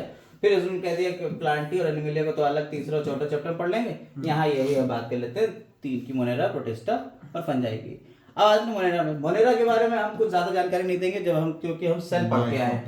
आपने कहा इसमें माइक्रो ऑर्गेनिज्म रखे जाते हैं, अबंडेंट माइक्रो ऑर्गेनिजम्स हैं, ठीक है। मोनेरा में बैक्टीरिया ऑलमोस्ट एवरीवेयर हमारे होते हैं। सबसे पहले तो एवरीवेयर का मतलब हुआ कॉस्मोपॉलिटन, ठीक है, पॉलिटन, कॉस्मोपॉलिटन मतलब हर जगह। हंड्रेड्स ऑफ बैक्टीरिया प्रेजेंट आपके हैंडफुल ऑफ सॉइल, ठीक है। आपके गट में भी बहुत सारे रहते हैं, हर जगह, ओशंस, डीप और सब जगह मिलेंगे। Many live in our other organisms, parasite की तरह भी रहेंगे। Bacteria are grouped under categories, अलग अलग इनके शेप्स के बेसिस पे। फोकस मतलब होता है गोल, ठीक है। रॉड शेप अगर है, स्फेरिकल है तो फोकस, ठीक है। रॉड शेप हो गया तो बेसिलस, और विब्रियो हो गया तो कॉमा शेप, और स्पाइरलम हो गया तो स्पाइरल शेप, ठीक है। ये आपके शेप्स दिए हुए हैं। जैसे हो सकता है कुछ बैक्टीरिया उसकी गट में रहते हैं, टर्माइट्स की, हाँ, सेल्यूलोज को, बिल्कुल सेल्यूलोज का डाइजेस्ट करने के लिए, बिल्कुल सही, बिना उसके टर्माइट्स मर जाएंगे, सेल्यूलोज, ठीक है। एक पैरासाइट ही उसके अंदर रहता है, एंडो पैरासाइट। अरे छोड़ो, आगे बढ़ते हैं। 2 parasite bacterial structure are very simple, bacteria के स्ट्रक्चर बहुत सिंपल होते हैं, आपको बताइए। और bacteria grouped extensive metabolic diversity, extensive metabolic diversity. Bacteria as a group show most extensive metabolic diversity. ये पॉइंट पकड़िए, most extensive metabolic diversity किसकी है, bacteria. Some of the bacteria are autotrophic, ठीक है, कुछ ऑटोट्रॉपिक हैं, कुछ हेटरोट्रॉपिक है। ऑटोट्रॉपिक में भी कीमो ऑटोट्रॉपिक हो गए, फोटो ऑटोट्रॉपिक हो गए, ठीक है। yes, sir. कुछ हेटरोट्रॉपिक होते हैं अलग अलग तरीके से। अब आते हैं Archie bacteria. Primitive Archie bacteria जो होते हैं वो प्रिमिटिव है, special since they live in most harsh habitats, ठीक है। थर्मोसेक्यूरियम, थर्मोफिल्स, हाँ, जैसे सॉल्टी एरिया में रहेंगे तो हेलोफाइल्स, हॉट स्प्रिंग्स में रहेंगे थर्मोसिनोफिल्स, मार्शी एरियाज में रहेंगे तो मेथनोजेंस। मार्शी एरिया यानी कि गट, बायोगैस जो बना, हाँ, मेथनोजेंस। अब अब जरा इसके बाद बताइए, archae bacteria differ from other bacteria having different cell wall structure. इस पॉइंट को पकड़िएगा, ये बड़ा इंपॉर्टेंट पॉइंट है कि आर्की बैक्टीरिया और बाकी बैक्टीरिया के बीच में क्या है, किस चीज में ज्यादा structure, cell wall structure, and this feature is responsible for their survival in extreme condition, ठीक। तो सेल वॉल आर्की बैक्टीरिया और दूसरे बैक्टीरिया में क्या डिफरेंस है, अलग अलग ही होती है, सेल वॉल का है, ठीक। फाइल्स में भी अलग होगी, हाँ, मेथनोजेंस, हेलोफाइल्स और सब में अलग अलग सेल वॉल मिलेंगी, अलग अलग चीजों की बनी हुई। Methanogens are present in gut, ruminant जो जुगाली कर रहे हैं, जैसे काऊ हो गया, बफेलो हो गया, ठीक है, गोट हो गया, और यहाँ से मेथेन प्रोड्यूस करते हैं, ठीक है। मेथनोजेंस हमने लोगों ने जब बायोगैस पढ़ी थी तो वहां पढ़े थे मेथनोबैक्टीरियम, ठीक है, मेथनोकोकस, साइनोबैक्टीरिया। अब आ जाता है you bacteria. You bacteria he true True bacteria bacteria, है। ये पॉइंट पकड़ने वाला है कि ट्रू बैक्टीरिया ये है और वो प्रिमिटिव टाइप के थे, ठीक है। अब इसमें अलग अलग तरीके के they are characterised by presence of cell wall. Cell wall तो होती है, उधर भी थी। इफ मोटाइल, अगर मोटाइल होंगे तो इसमें फ्लैजिला मिलेगा, और फ्लैजिला बेटा कैसा मिलेगा, 9+2 का या 9+0 का? 9+2 का मिला सही है। गलत। यूकैरियोटिक फ्लैजिला होता है 9+2, 9+0 होता है प्रोकैरियोटिक फ्लैजिला, ठीक है। एक्सोनियम की बात हो रही है। 9 डबलेट्स और सिंगलेट कितने हैं? 0। हमने आपको बताया था 9 के ये 9 होते हैं ये जोड़े, ठीक है। बीच में सिंगलेट होता है, ये जो सिंगलेट है इसमें नहीं होगा, यहाँ सिर्फ और सिर्फ यही होंगे। समझ में आई बात है? कोई दिक्कत? Yes, no sir. तो फ्लैजिलम हो गया। साइनोबैक्टीरिया जो होता है, जो ब्लू ग्रीन एल्गी रेफर करेगा, हैव क्लोरोफिल ए। देखिए क्लोरोफिल ए तो होगा, और साथ ही साथ इसमें अगर कोई दूसरा क्लोरोफिल मिल रहा है तो वो यहाँ पे क्लोरोफिल ना बी मिलेगा, ना सी मिलेगा, ना डी मिलेगा, क्लोरोफिल ई मिलेगा, बैक्टीरियो क्लोरोफिल मिलेगा। ठीक है। तो ए क्लोरोफिल जो होता है वो कैसा है? यूनिवर्सल है। यस सर, सब में जहां फोटोसिंथेसिस होगी क्लोरोफिल ए तो मिलेगा ही, क्योंकि रिएक्शन सेंटर तो यही बना रहा है। ठीक है सर। ठीक है। फोटोसिंथेटिक ऑटोट्रॉप्स हैं। The cyanobacteria are unicellular, colonial भी हो सकते हैं, फिलामेंटस भी हो सकते हैं, फ्रेश वाटर और मरीन भी हो सकते हैं, टेरेस्ट्रियल एल्गी भी हो सकते हैं। टेरेस्ट्रियल एल्गी, एल्गी का मतलब ये मत समझ लीजिएगा एल्गी ब्लू ग्रीन एल्गी, ठीक है। Their colonies generally surrounded by gelatinous sheath। देखिए इनकी सराउंडिंग है gelatinous sheath। इनकी कॉलोनीज कैसी हैं? gelatinous sheath की हैं। और ये often form blooms कर देती है, मतलब आपके ब्लूम दिखेगा polluted water bodies। Some of these organisms can fix atmospheric nitrogen। Atmospheric nitrogen को फिक्स करने के लिए भाई साहब हमें पहुंचना पड़ेगा कहाँ? हमें पहुंचना पड़ेगा 12th क्लास के चैप्टर में, माइक्रोब्स इन ह्यूमन वेलफेयर में, और वहां जाके पढ़ना पड़ेगा हमें कौन सा? वहां हमें पढ़ना पड़ेगा इन्हीं माइक्रोब्स के बारे में, एनाबिना, नॉस्टॉक, एंथोसेरोस। इसके अलावा बहुत सारे बैक्टीरिया के बारे में था जो फ्री लिविंग थे, और ये सारे बैक्टीरिया फ्री लिविंग में अब आप इसको पढ़ेंगे, हमें नहीं, अब आप इसे चाहिए कमेंट में लिख के पूरा इसका डालेंगे, और नहीं डालेंगे तो फिर बाद में आप हमसे पूछेगा, हम कमेंट में सारे बताएंगे बैक्टीरिया कौन कौन से होते हैं। ठीक है। Nostoc, Anabaena. यहाँ फिलहाल 2-4 बैक्टीरिया के नाम आपको देखने को मिल जाते हैं। नाइट्रोजन फिक्सेशन के लिए यहाँ स्पेशल टाइप की सेल्स की मिलती हैं, जिनकी सेल वॉल बहुत मोटी होती है, उन्हें हेट्रोसिस्ट कहते हैं। हेट्रोसिस्ट के अंदर निफ जीन मिलता है, NIF जीन मिलता है। निफ मतलब नाइट्रोजन फिक्सिंग जीन मिलता है, और इस जीन को डिस्ट्रॉय करने के लिए ऑक्सीजन बहुत होती है, इसलिए यहाँ पे ऑक्सीजन से बचने के लिए इसकी सेल वॉल थिक होती है। समझ में आई बात या नहीं? ताकि इसके अंदर ऑक्सीजन ना जाए, अगर ऑक्सीजन चली गई तो बेकार हो जाएगा। और ऐसे ही ऑक्सीजन को पकड़ने के लिए प्लांट्स की रूट में जो तुम्हारे रूट नोड्यूल्स बनती हैं, वहां पे भी रूट नोड्यूल, प्लांट्स में रूट नोड्यूल बनती है। हेलो। और रूट नोड्यूल जो होती है उसके अंदर भी एक पिगमेंट होता है, क्या कहते हैं उसे? ऑक्सीजन स्कैवेंजर कहलाता है। वो कौन है? Leg haemoglobin. Leg haemoglobin pink colour का होता है। यस, ये पिंक कलर का होता है। प्लांट्स में जो रूट नोड्यूल बनती है उसमें पिंक कलर का लेग हीमोग्लोबिन होता है। ये ऑक्सीजन स्कैवेंजर है। यहाँ हेट्रोसिस्ट में ऑक्सीजन को बचाने के लिए क्या है?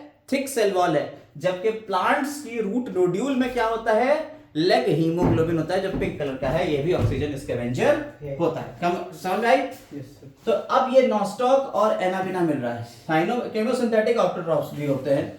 Chemosynthetic autotrophic bacteria oxidise. अब ये क्या करते हैं? देखिए ये तो हेट्रोसिस्ट क्या कर रहा है? नाइट्रोजन फिक्सेशन कर ले रहा है, ठीक है, एटमॉस्फेरिक नाइट्रोजन फिक्सेशन कर रहा है, उसके बाद खाना वाना अपना बना लेगा।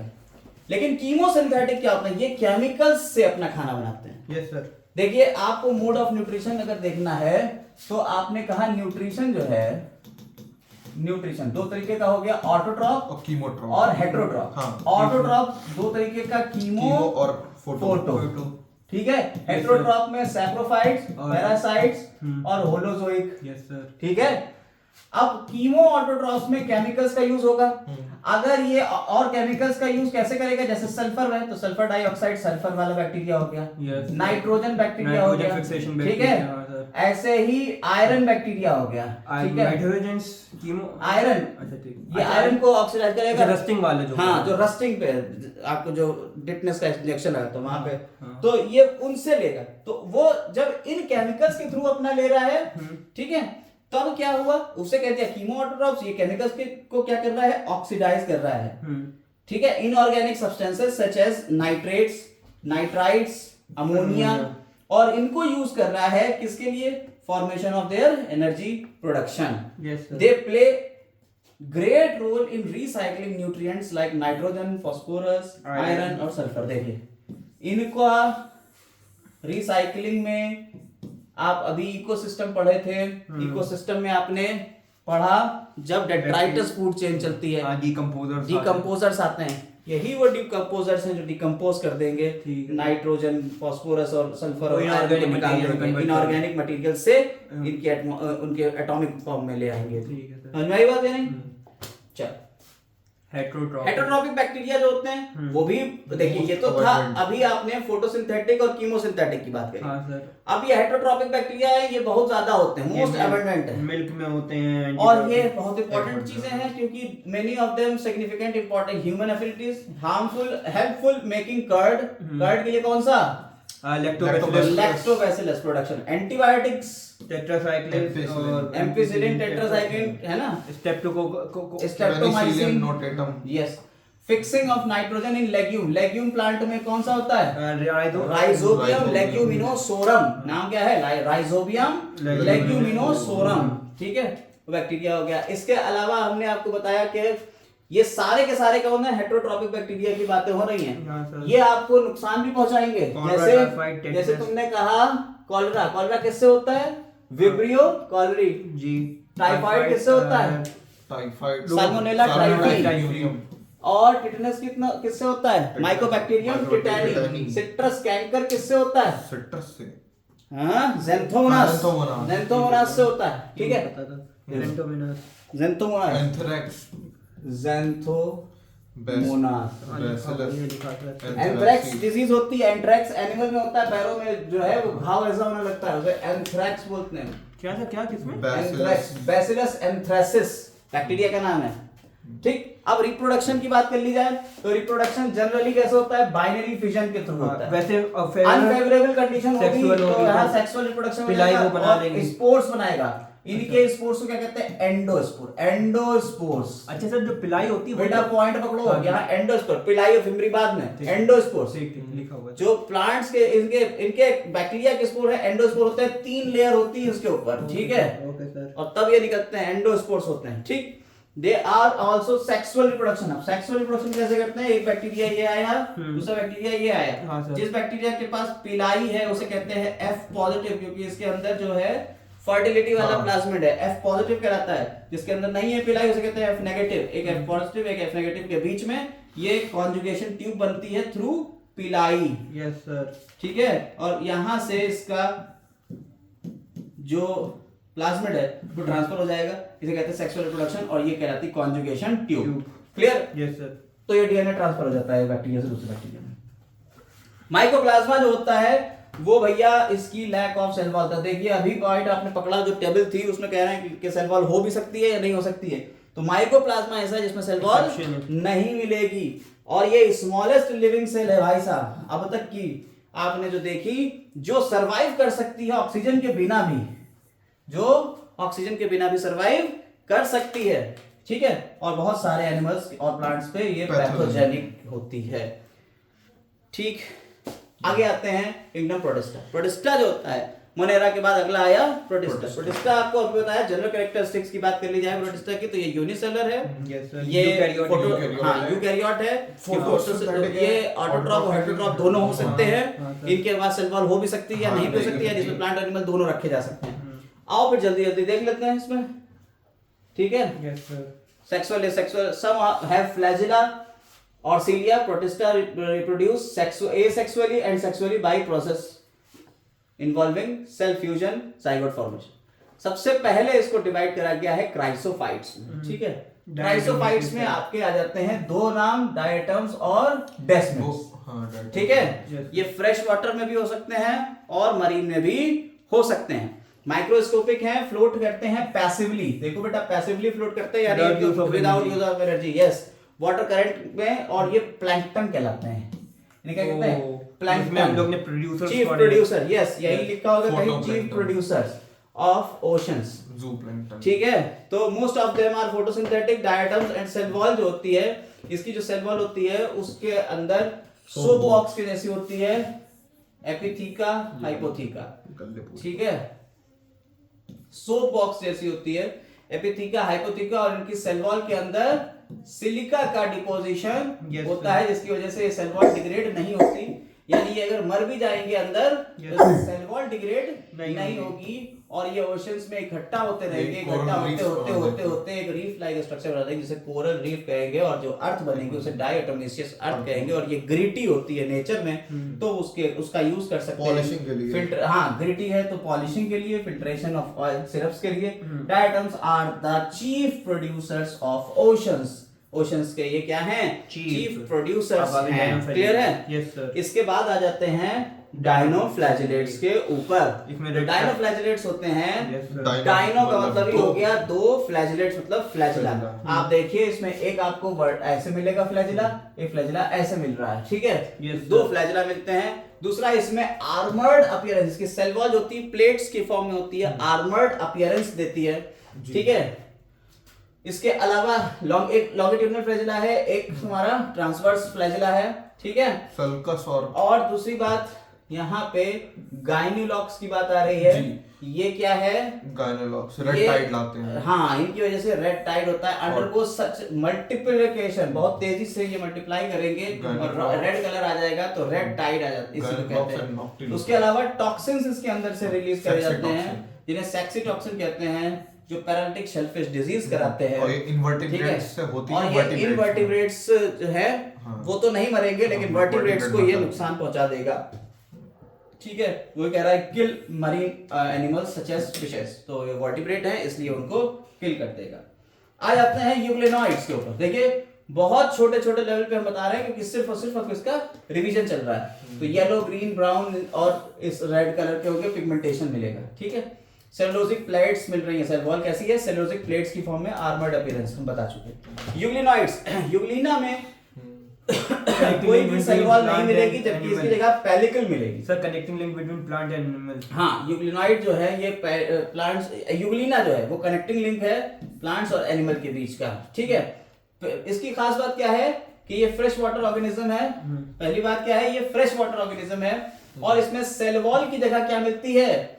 यहाँ प्रोटीन रिच लेयर मिलती है, जिसे हम पेलिकल बोलते हैं, जिसकी वजह से इसकी बॉडी फ्लेक्सिबल रहती है। दो फ्लैजिला यहाँ पे मिलते हैं, एक छोटा सा फ्लैजिला है जो अंदर की तरफ मिल रहा है, बड़ा फ्लैजिला आपको बाहर की तरफ ये बड़ा वाला मिल रहा है। ठीक है, फोटोसिंथेटिक है। अगर सनलाइट आ रही है तो ये फोटोसिंथेसिस करेंगे, अगर सनलाइट नहीं आ रही है तो ये हेटेरोट्रॉपिक न्यूट्रिशन शो करेंगे, यानी कि ऐसा न्यूट्रिशन जिसमें ऑटोट्रॉप और हेटेरोट्रॉप दोनों हो, ऐसे एनिमल को क्या कहते हैं? मिक्सोट्रॉप। क्या कहते हैं? मिक्सोट्रॉप। मिक्सोट्रॉप।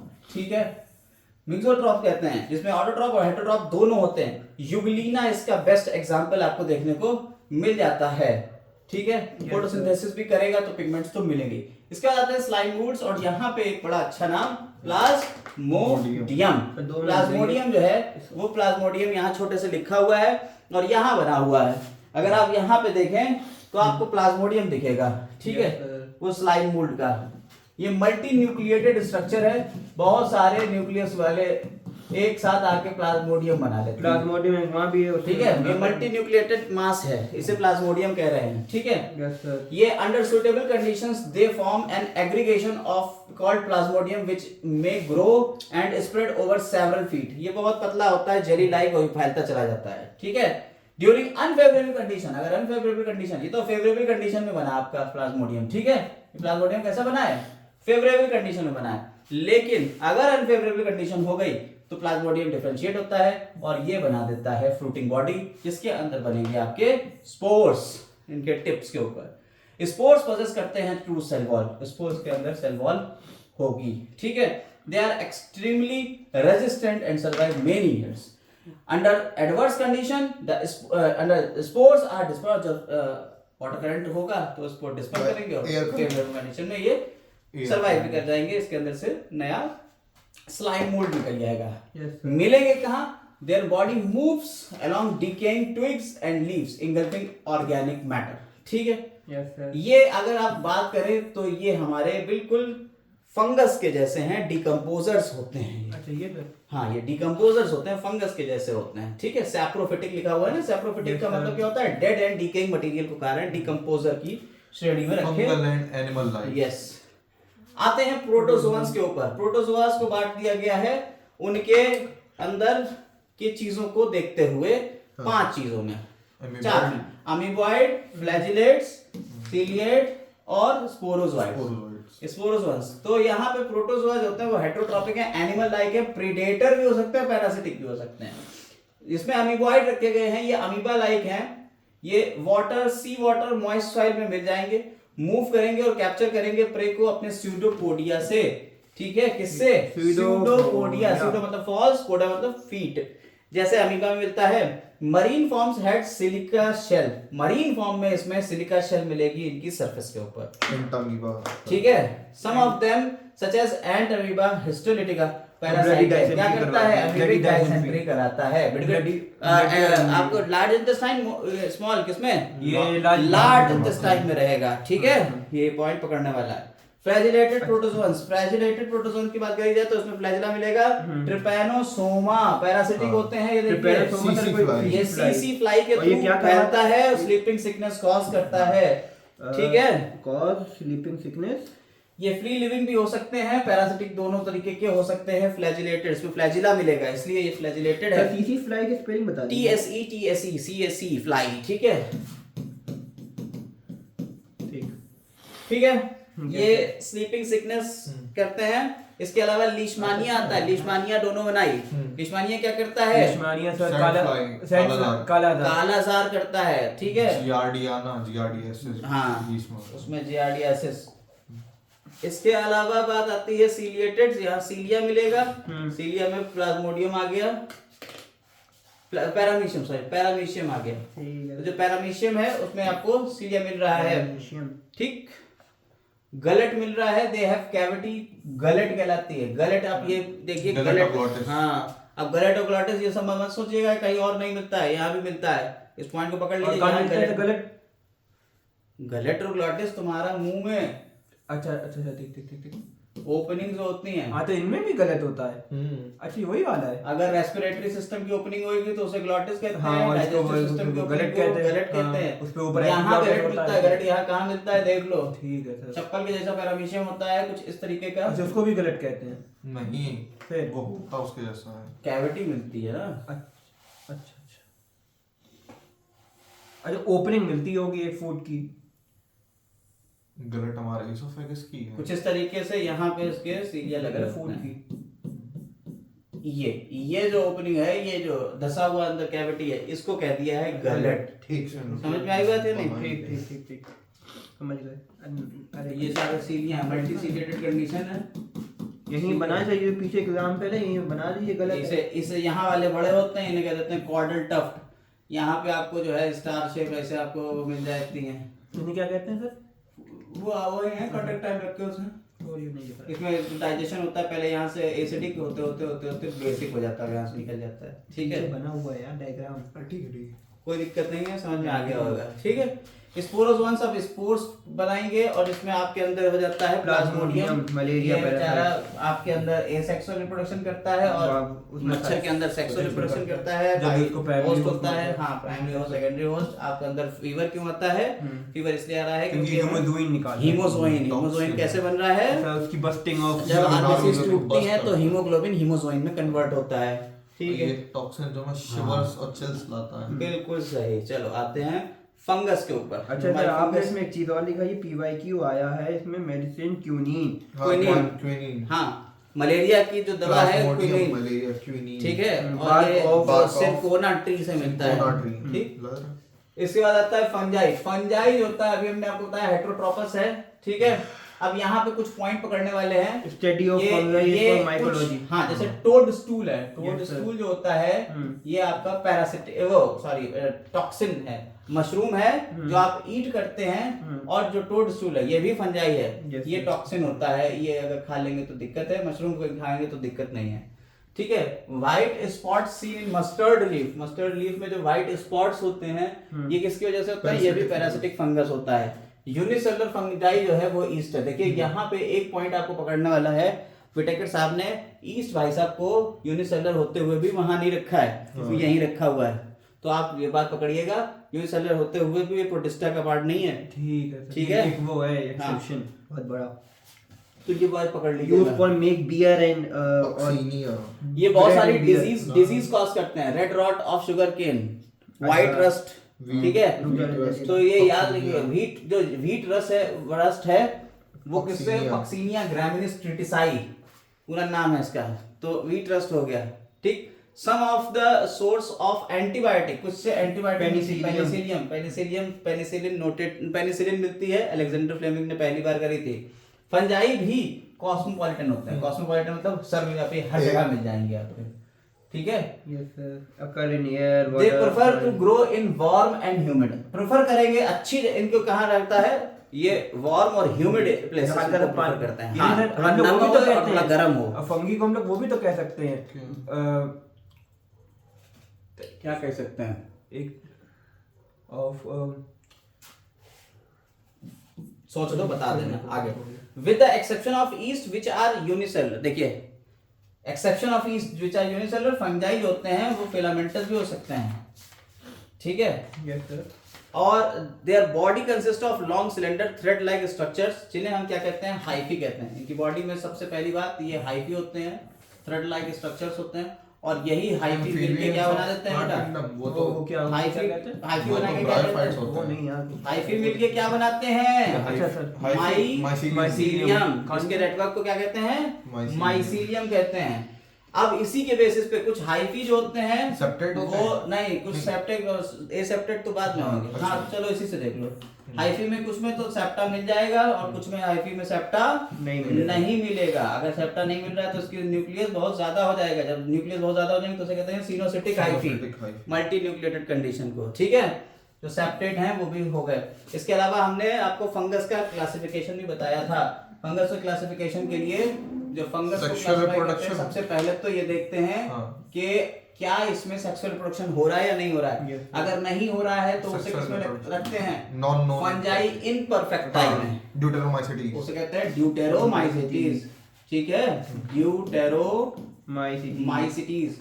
फिर ये देखते हैं कि सेक्सुअल रिप्रोडक्शन हो रहा है तो इसमें सेक्सुअल रिप्रोडक्शन एब्सेंट है, इसमें सेक्सुअल रिप्रोडक्शन एब्सेंट हो गया, इधर प्रेजेंट हो गया। अगर प्रेजेंट है तब फिर देखेंगे हाइफी जो है वो सेप्टेट है कि एसेप्टेट। तो हाइफी जो है अगर एसेप्टेट है तब इसे रख देंगे हम किसमें? फाइकोमाइसिटीज में, फाइकोमाइसिटीज में। और अगर हाइफी सेप्टेट हो गया तब फिर देखेंगे इसके स्पोर कैसे हैं। अगर एस्कोस्पोर है तो एस्कोमाइसिटीज, और अगर बेसिडियोस्पोर है तो बेसिडियोमाइसिटीज। बेसिडियोमाइसिटीज की एक और खास बात बताई थी, यहाँ डॉलीपोर सेप्टा मिलता है। क्या मिलता है? डॉलीपोर सेप्टा मिलता है। और इसमें एग्जांपल क्या आ जाते हैं आपके? बेसिडियोमाइसिटीज में बेसिडिया बनाते हैं, ये आपके एगेरिकस होता है। एस्कोमाइसिटीज में एस्कस बन रहा है, ये कौन है? यीस्ट है, ठीक है। फाइकोमाइसिटीज में कौन आ जाता है? राइजोपस। और ड्यूटेरोमाइसिटीज में कौन आ जाते हैं? बताओ ड्यूटेरोमाइसिटीज का एग्जांपल। ड्यूटेरोमाइसिटीज में ट्राइकोडर्मा। हाँ, ट्राइकोडर्मा, ठीक है। Yes sir. इतने ढेर सारे नाम आपके हो गए, बाकी नाम अब यहाँ हम लोग पढ़ने जा रहे हैं, या तो छोटा सा हम लोगों ने पढ़ लिया, आगे रहते हैं। तो अब बात करते हैं ये सैप्रोफाइट, पैरासाइट, ये सारी चीजें हो गई। एक पॉइंट यहाँ पकड़ने वाला है कि इनकी सेल वॉल किससे होती है? काइटिन की बनी होती है, जो कि और पॉलीसैकेराइड्स की बनी होती है, ठीक है। सिनोसिटिक हाइफी की बात हमने बता दी है। Most of the fungi are heterotrophic and absorb soluble organic matter from dead substance and hence are called saprophyte, dead and decaying material है, ठीक है। Those depend on living plants, parasite. और they are also symbiont, symbionts की तरह से होते हैं। जब जैसे अगर एसोसिएशन है एल्गी का, यानी एल्गी और फंगस का एसोसिएशन कहते हैं लाइकेन्स, और और रूट्स रूट नोड्यूल्स में चले जाते और हैं। हाँ हायर प्लांट्स की रूट्स और फंगस का एसोसिएशन माइकोराइजा। और लाइकेन को हम लोग वो भी कह सकते हैं पॉल्यूशन डिटेक्टर। हाँ लाइकेन्स जो होते हैं, हाँ पॉल्यूशन इंडिकेटर, डिटेक्टर नहीं इंडिकेटर, क्योंकि जहाँ पॉल्यूशन होगा वहाँ लाइकेन नहीं होंगे। हाँ सर। आते हैं रिप्रोडक्शन के ऊपर। Amphibians of plant kingdom bryophytes कहते हैं। यस, रिप्रोडक्शन की बात करी जाए तो वेजिटेटिव और एसेक्सुअल और सेक्सुअल और सारे होते हैं सब इसमें। कर लेता तो है। वेजिटेटिव के थ्रू भी हो सकता है। वेजिटेटिव में फ्रेगमेंटेशन, फिजन और बडिंग। सेक्सुअल रिप्रोडक्शन जो होता है वो स्पोर से होता है। तो सेक्सुअल एसेक्सुअल रिप्रोडक्शन के लिए जो स्पोर है वो है कोनिडिया, स्पोरेंजियोस्पोर और ज़ूस्पोर। याद रखिए, एसेक्सुअल स्पोर्स और सेक्सुअल स्पोर्स दोनों तरीके के स्पोर्स हैं। तो जो आपके एसेक्सुअल स्पोर्स थे उसमें क्या नाम आ गया? एसेक्सुअल स्पोर्स में कोनिडिया, स्पोरेंजियोस्पोर और ज़ूस्पोर। ये पॉइंट पकड़िएगा, ये एसेक्सुअल स्पोर है। जबकि सेक्सुअल स्पोर्स में आते हैं oospore, ascospore और basidiospore। उसी के हिसाब से डिवाइड ठीक है, पॉइंट पकड़ लीजिएगा। एसेक्सुअल स्पोर और सेक्सुअल स्पोर दो तरीके के। अब रिप्रोडक्शन की बात कर लीजिए। देखिए इनका रिप्रोडक्शन अलग अलग तरीके से होता है। हम पहले आपको रिप्रोडक्शन जनरल बताते हैं, सेक्सुअल रिप्रोडक्शन कैसे करेगा। देखिए गैमीट्स है, सेक्सुअल रिप्रोडक्शन में गैमीट्स के थ्रू ही होगा।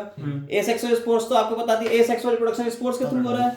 ठीक है, अब जो सेक्सुअल रिप्रोडक्शन है उसमें गैमीट बन गया। मेल गैमीट या फीमेल गैमीट पॉजिटिव नेगेटिव की फॉर्म में रहेंगे, क्योंकि इसमें कोई मेल और फीमेल सेक्स ऑर्गन्स तो होते नहीं। तो एक को पॉजिटिव एक को नेगेटिव ले लिया, ये दोनों आ गए। ठीक, दोनों गैमीट आके यहाँ जुड़ जाएंगे। फ्यूजन ऑफ गैमीट्स इसका और सिनगैमी। सिनगैमी होने के बाद यहाँ दोनों, अब देखिए यहाँ पकड़ने वाली बात है, यहाँ प्लाज्मोगैमी और कैरियोगैमी दो स्टेप होते हैं। हाँ सर। कुछ फंगस ऐसे हैं जिसमें डायरेक्ट ये गैमीट आके जुड़ेंगे, दोनों के न्यूक्लियस जुड़ जाएंगे। लेकिन कुछ फंगस ऐसे हैं जिसमें यहाँ पे आएगा, यहाँ आएगा, ये पहले आके न्यूक्लियस इनके नखरे में होंगे नहीं। जैसे हम लोगों के घर में जो होता है, अक्सर मम्मी पापा जो होते हैं वो लेके जाते हैं अपने दोस्तों के यहाँ किसी के यहाँ मिलने के लिए, तो हमें भी बचपन में साथ में लिए जा रहे हैं, और हम छोटे, हमें अपने घर से जाने का दिल नहीं कर रहा है, क्योंकि हम गेम खेल रहे थे या कार्टून देख रहे थे।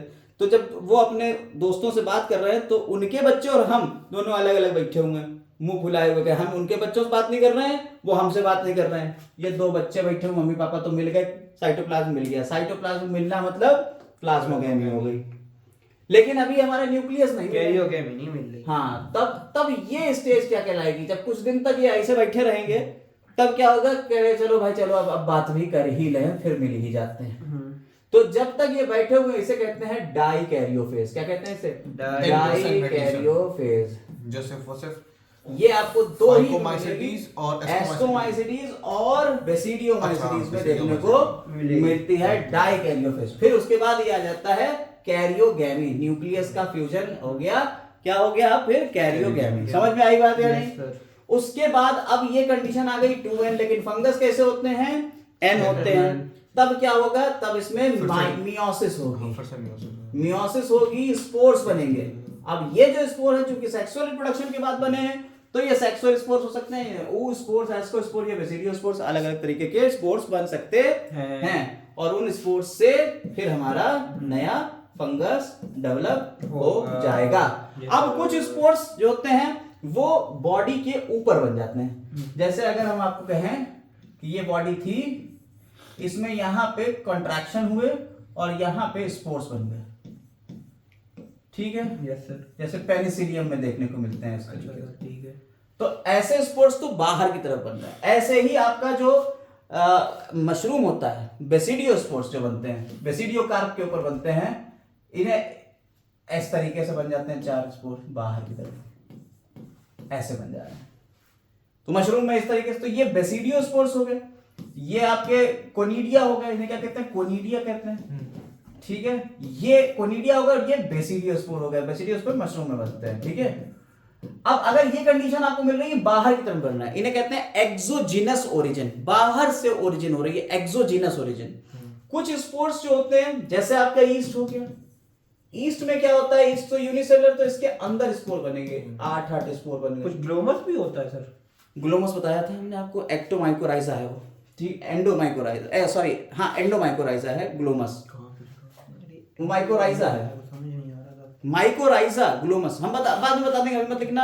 आपने माइक्रोब्स इन ह्यूमन वेलफेयर में लास्ट में पढ़ा था माइकोराइजा, वहां ग्लोमस आया था। तो यहाँ स्पोर्स आपके बाहर की तरफ, अंदर की तरफ मिल रहे हैं ईस्ट में, तो ऐसे एंडोजिनस ओरिजिन। तो स्पोर्स की ओरिजिन भी दो तरीके की हो सकती है, एक्सोजिनस Yes, या endogenous. एंडोजिनस। क्लियर है? Yes sir. मेरी बात समझ में आ गई? Yes, sir. आओ आगे पढ़ते हैं। रिप्रोडक्शन आपको समझ में आया? सबसे पहले फ्यूजन होगा प्रोटोप्लाज्म का, मोटाइल गैमेट्स का तो प्लाज्मा गैमीट, मोटाइल या नॉन मोटाइल किसी भी तरीके के गैमेट्स हो सकते हैं। फिर उसके बाद न्यूक्लियस का होगा तो कैरियोगैमी, फिर मियोसिस होगी, उसके बाद हैप्लॉइड स्पोर्स बन जाएंगे। लेकिन व्हेन फंगस रिप्रोड्यूस, अब देखिए इस बात को इन्होंने लिखा है, two haploid hyphae compatible type के दोनों एक दूसरे से जुड़ जाएंगे। सम फंजाई फ्यूजन दो हैप्लॉइड सेल्स का हो जाता है, इमीडिएट हो जाता है, 2n कंडीशन में जाती है, लेकिन कुछ में जैसे एस्टोमाइसिटी, बेसिडियोमाइसिटी n प्लस n न्यूक्लियस जो होते हैं वो अलग-अलग बैठे रहते हैं, इसे कहते हैं डाइकैरियन स्टेज। Yes sir. ठीक है, या डाइकैरियोफेज। लेटर पेरेंटल न्यूक्लियस बाद में होता यही है, 2n कंडीशन में आ जाते हैं, फिर उसके बाद हैप्लॉइड स्पोर्स बनते हैं। ठीक, मॉर्फोलॉजी आप देखिए, इस पॉइंट को पकड़िएगा।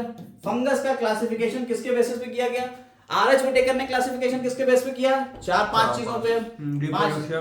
सेल स्ट्रक्चर था, मोड ऑफ न्यूट्रिशन था, रिप्रोडक्शन था, ठीक है, फाइलोजेनेटिक एवोल्यूशन था। ठीक, ये पांच चीजें थी, यहाँ 5 चीजें देख लीजिएगा। लेकिन इसमें क्या है, इसमें किसके बेसिस पे करा गया है? Mycelium, morphology of mycelium, mode of spore formation, fruiting bodies form the basis of. तो ये 3 चीजें हैं। ठीक, इन 3 चीजों के बेसिस पे क्लासिफिकेशन कर रहे हैं। जो क्लासेस हमने बताया कौन कौन से, फाइकोमाइसीज, एस्कोमाइसीज, बेसिडियोमाइसीज और ड्यूटेरोमाइसीज। फाइकोमाइसीज की बात करते हैं। फाइकोमाइसीज में आपके जो हैं, हाँ, इन्हें लोअर फंजाई भी कहते हैं, और ये एक्वेटिक हैबिटेट्स वाले होते हैं और डिकेइंग वुड या मॉइस्ट या डैम्प प्लेसेस पे मिलेंगे। ऑब्लिगेट पैरासाइट्स होते हैं प्लांट्स के ऊपर। ये ऑब्लिगेट पैरासाइट, ऑब्लिगेशन है भाई साहब, ऑब्लिगेशन है कि नहीं सब भाई वहीं रुक करेंगे, बिना उसके जी नहीं पाएंगे। ऑब्लिगेट पैरासाइट्स हैं। माइसीलियम इसकी कैसी होती है? एसेप्टेड होती है। अभी हमने क्लासिफिकेशन में भी बता दिया आपको। क्लासिफिकेशन फिर से देखिए, हमने कहा फंगस था, फंगस को पहले 2 पार्ट में बांटा। सबसे पहले सेक्सुअल और एसेक्सुअल, जिसमें सिर्फ एसेक्सुअल रिप्रोडक्शन मिलेगा, उन्हें फंगस फंजाई इम्परफेक्टाई कहेंगे। ड्यूटेरोमाइसेटिस, ठीक है, ड्यूटेरो। अगर सेक्सुअल रिप्रोडक्शन हो रहा है तब फिर हम इसका क्या देखेंगे? हाइफी देखेंगे। हाइफी माइसीलियम सेप्टेट है या एसेप्टेट है? तो अगर एसेप्टेट है तो क्या हो जाएगा? Phycomycetes, phycomycetes. अगर सेप्टेट होगा तब फिर क्या देखेंगे? तब देखेंगे स्पोर्स कौन से बना रहा है। अगर एस्कोस्पोर बना रहा है तो एस्कोमाइसिटिस, और स्पोर बेसिडियो बना रहा है तो बेसिडियोमाइसिटिस। क्लियर? एक बार सेप्टेट फिर बता दीजिए। सेप्टेट और एसेप्टेट, हाइफी का मतलब हुआ आपका ये हाइफी था, बेसिक स्ट्रक्चर है, इसके अंदर सेप्टा मिल रहा है तो सेप्टेट हो गए, सिंगल न्यूक्लियस मिलेगा। अगर ये एसेप्टेट होंगे तो सारे न्यूक्लियस एक साथ बिखरे हुए होंगे, उसे सिनोसिटिक कहते हैं। एसेप्टेट कंडीशन आपको फाइकोमाइसिटिस में मिलती है। ये आया, ठीक है सर, ठीक है।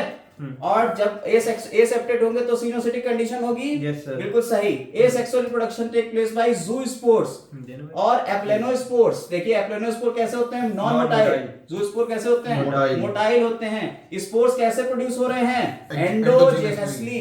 पॉइंट पकड़िए, स्पोर कैसे प्रोड्यूस हुए? एंडोजेनसली, ठीक है। स्पोरेंजियम के अंदर, जिसके अंदर प्रोड्यूस हो रहे हैं उसे क्या कहते हैं? Sporangium. Zoospore is formed by fusion of 2 gametes. देखिए ज़ूस्पोर बन गया, क्या बना? Sorry, zygospore. जाइगोस्पोर बना।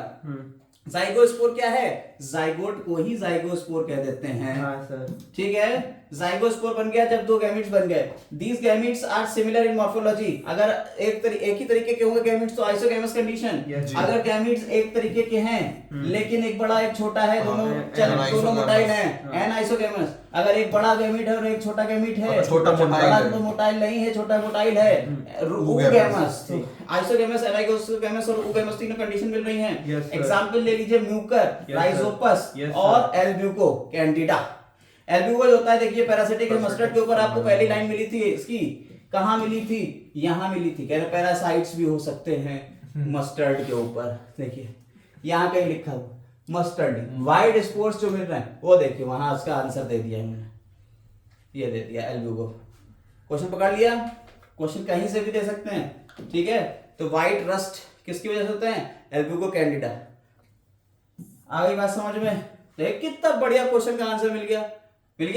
राइजोपस आपका ब्रेड मूल्ड कहलाता है। राइजोपस क्या कहलाता है? ब्रेड मूल्ड, ब्रेड के ऊपर लगता है। और फिर म्यूकर हो गया, ठीक। Yes, sir. इसके बाद आ जाते हैं एक्रोमाइसिटीज। एस्कोमाइसिटीज। एस्कोमाइसिटीज यानी एस्कस, एस्कोस्पोर यानी कि आपका आ गया कौन? ईस्ट। समझ में आई बात या नहीं?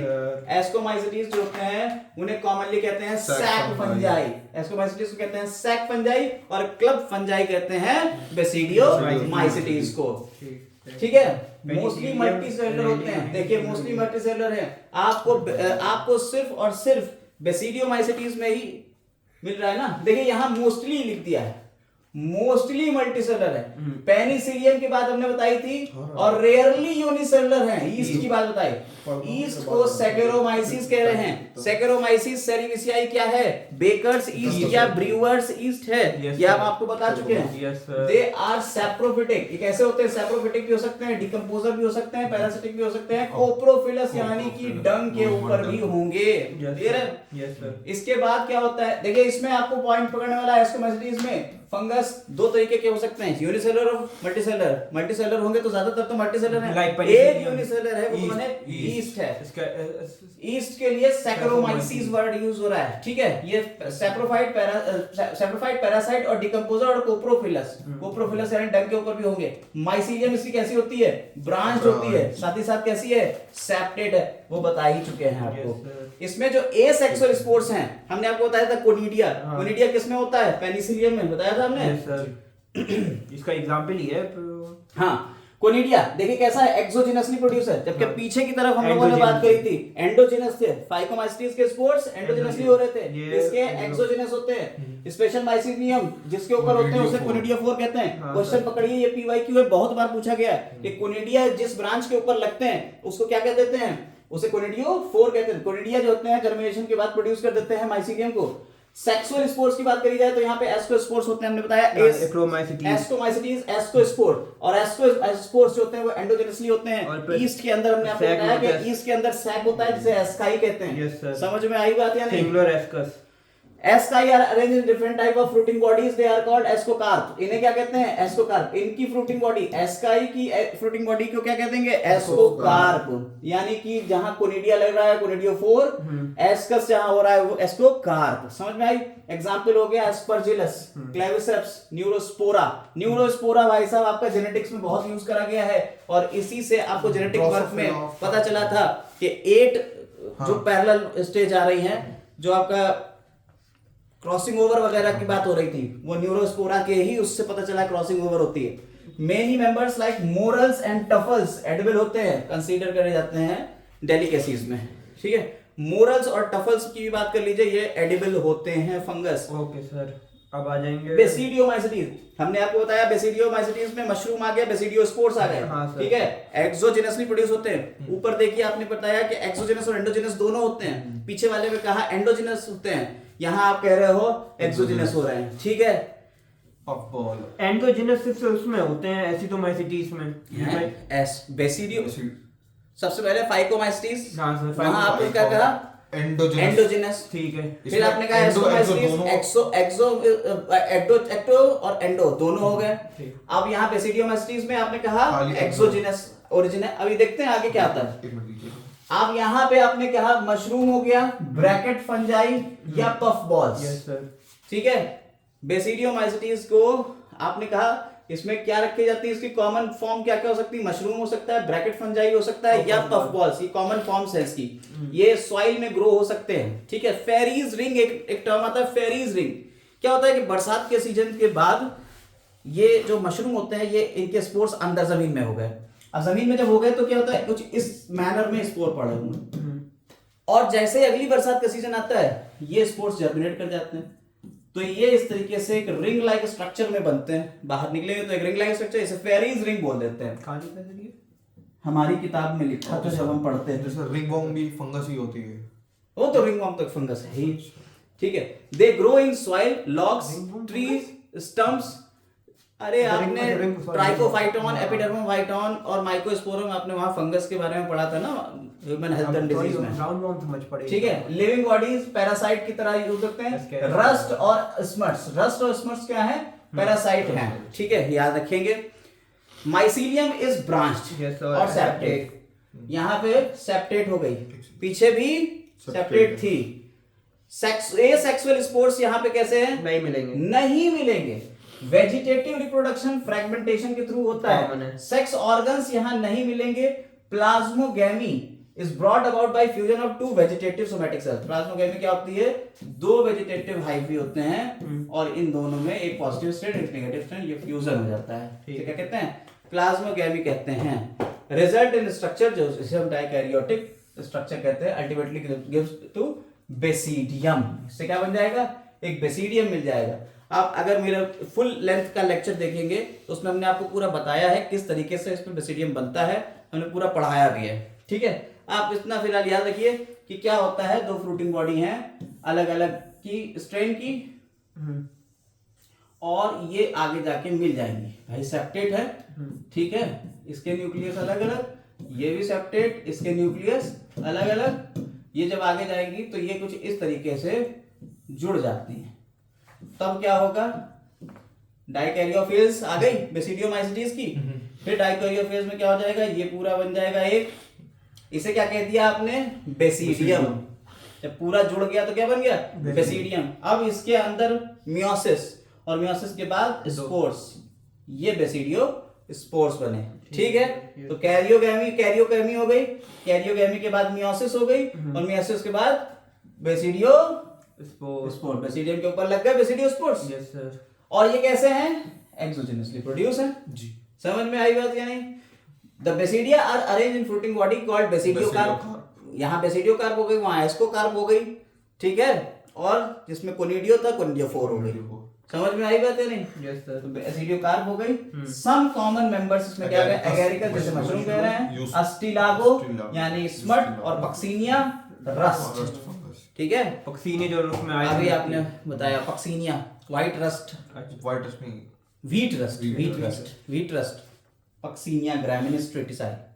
ड्यूटेरोमाइसीटीज आगे हैं, ये इम्परफेक्टा ही है। ड्यूटेरोमाइसीटीज हमने आपको पहले ही बता दिया कि फंगस जब एसेक्सुअल रिप्रोडक्शन करे, सेक्सुअल रिप्रोडक्शन ना हो। पीछे वाले में एसेक्सुअल स्पोर्ट्स नहीं थे, इसमें सेक्सुअल नहीं होगा। समझ में आई बात नहीं? अगर सेक्सुअल कभी डिस्कवर करा जाता है तो अकॉर्डिंगली उसे रख लिया जाएगा। बाकी हम ज्यादा इसमें बातें घुसेंगे नहीं। कह रहे हैं खाली कोनिडिया यही नीचे, deuteromycetes reproduce by sexual asexual spores होते हैं, जिन्हें हम कोनिडिया कहते हैं। ठीक है, माइसीलियम इज सेप्टेट। यहाँ पकड़िए, इसका माइसीलियम कैसा है? सेप्टेट है। और कोनिडिया से ऊपर भी था असेक्सुअल स्पोर। तो क्या होगा? ठीक। एसेक्सुअल स्पोर है, वो तो कहीं भी हो सकते हैं। कोनिडिया जरूरी थोड़ी एक में हो। सम मेंबर्स ऑफ इसके जो होते हैं वो क्या है? सैप्रोफाइट भी हो सकते हैं, पैरासाइट भी हो सकते हैं। कुछ जो होते हैं डिकम्पोजर्स की तरह भी होते हैं। ठीक है, मिनरल साइकिल में एग्जांपल्स की बात करें, अल्टरनेरिया सोलेनाई। ठीक है, ये solanum tuberosum. Yes sir. Alternaria solani, colletotrichum falcatum, trichoderma polysporum. ठीक है सर। ठीक है, ये आप याद करिए। तो ये नाम हमने जो पूरे पूरे बोले हैं, ये कुछ ना कुछ डिजीज कॉज कर रहे हैं। ठीक है, अल्टरनेरिया सोलेनाई, कॉलीटॉट्रिकम फल्केटम। आप गूगल पे डालेंगे, आपको पता चल जाएगा इससे होने वाली डिजीज कौन सी है, ये कौन कौन सी डिजीज कॉज करते हैं।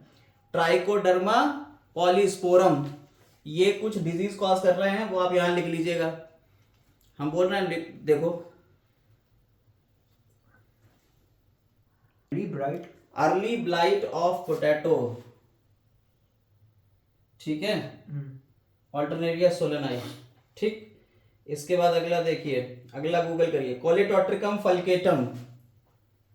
देखो, ब्लाइट मतलब राइपनिंग। ब्लाइट एक डिजीज है। कॉलीटॉट्रिकम फल्केटम।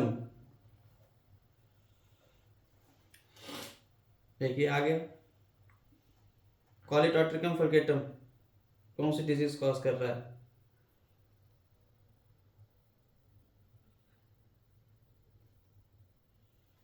काउट होता है और डिजीज कॉज कर रहा है।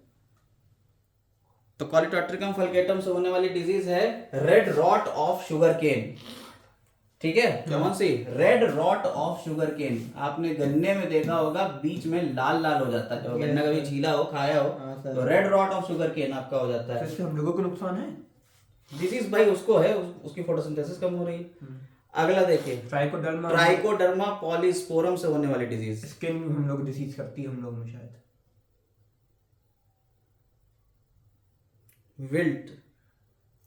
विल्टिंग, ठीक है, किसमें होती है सर? प्लांट्स में, ठीक है, विल्टिंग कंडीशन हो जाती है। VILT। जड़ जो है वो सड़ने लगती है, विल्टिंग, WILT, विल्ट, ठीक है। ये तो ये सारी चीजें आपकी हो गई। NCERT लेवल पे हमने आपको ये डिजीज लिखवा दी है, जो इसमें लिखी है उससे होने वाली डिजीज। ठीक, आगे आते हैं। देखिए, प्लांट किंगडम और एनिमल किंगडम को छोड़ते हुए हम पढ़ते हैं वायरस, विरियोइड्स, प्रियॉन्स और लाइकेंस। देखिए, वायरस, विरियोइड्स, प्रियॉन्स और लाइकेंस से पहले वायरस को आपने बता दिया है वो क्या है। वायरस एक न्यूक्लियो प्रोटीन टाइप का है, ठीक है, उसमें न्यूक्लिक एसिड है और प्रोटीन है, बस दो ही चीजें हैं। यहाँ पे आपको वायरस का स्ट्रक्चर दिख रहा है, टोबैको मोज़ेक वायरस, जो कि कैसा है, RNA वायरस है। और क्यूबी बैक्टीरियोफेज भी आपका RNA वायरस था। NCERT क्यूबी बैक्टीरियोफेज, कौन सा वाला? QB bacteriophage. बाकी सर जो होते हैं उसमें DNA मिलता है।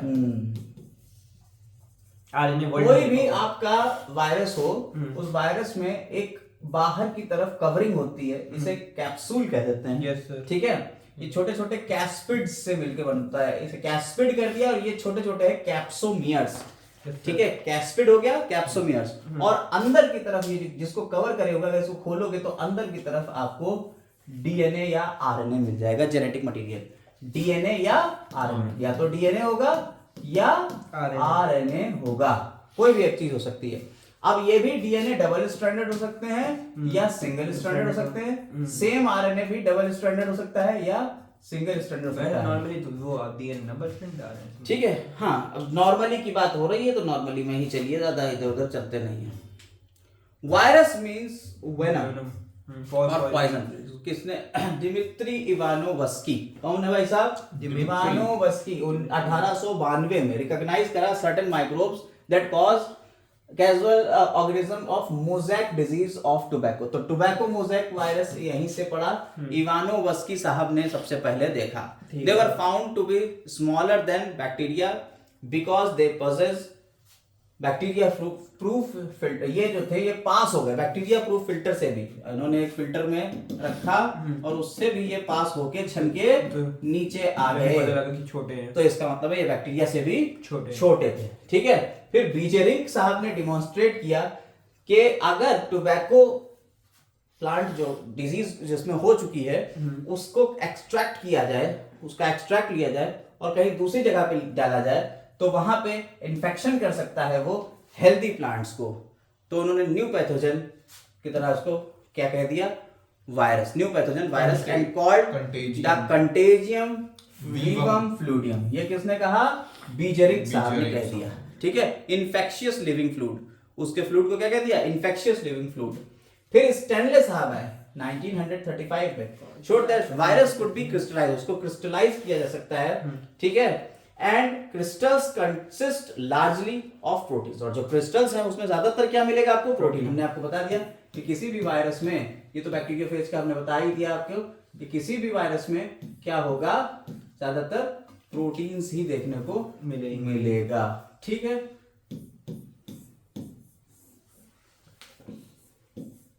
ये 6 टांगे वाला बैक्टीरियोफेज, क्यूबी बैक्टीरियोफेज, ये बैक्टीरियोफेज है। ठीक है, और वायरस आर ऑब्लिगेट पैरासाइट, ये पॉइंट पकड़िए। वायरस क्या है? ऑब्लिगेट का मतलब सर हमेशा, हाँ, ऑब्लिगेशन है उनका, उन्हें कोई ना कोई जिंदा चीज चाहिए ही है, उसी के अंदर जिंदा रहेंगे, बाहर नहीं रहेंगे। बाहर ये एक्ट करेंगे एज अ पार्टिकल। ठीक है, they are inert outside, specific host के बाहर ये इनर्ट रहेंगे, इसीलिए कोरोना वायरस जो है वो अंदर जाके दिक्कत करता था, बाहर कुछ नहीं कर पा रहा है। ठीक है, आगे आते हैं। In addition to protein, viruses also contain genetic material. हमने आपको बताया DNA या RNA हो सकता है. No virus contain both RNA and DNA.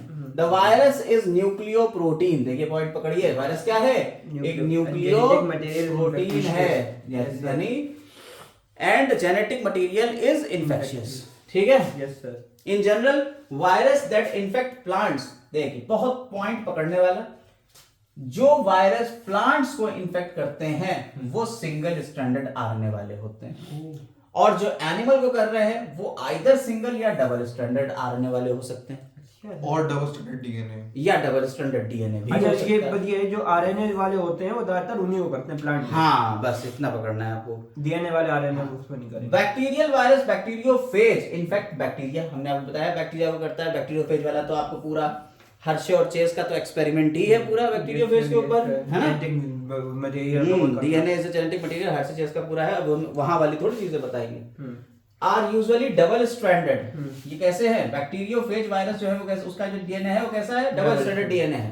Protein coat जो होता है, अभी हमने आपको बताया, वो छोटे छोटे कैस्पिड से मिलकर बना हुआ है। कैप्सोमर्स, कैप्सोमियर्स बोलते हैं, छोटे छोटे कैप्सोमियर्स बोलते हैं, और पूरा मिलके उसे क्या कह दिया? कैप्सिड कह दिया है। प्रोटेक्ट द न्यूक्लिक एसिड, ठीक है, कैप्सिड ये प्रोटेक्ट कर रहा है न्यूक्लिक एसिड। वही हमने बताया कि न्यूक्लिक एसिड को प्रोटेक्ट कर रहा है, तो ये कैप्सिड हो गया, और ये खुद में बना हुआ छोटे छोटे कैप्सोमियर्स से। ठीक है।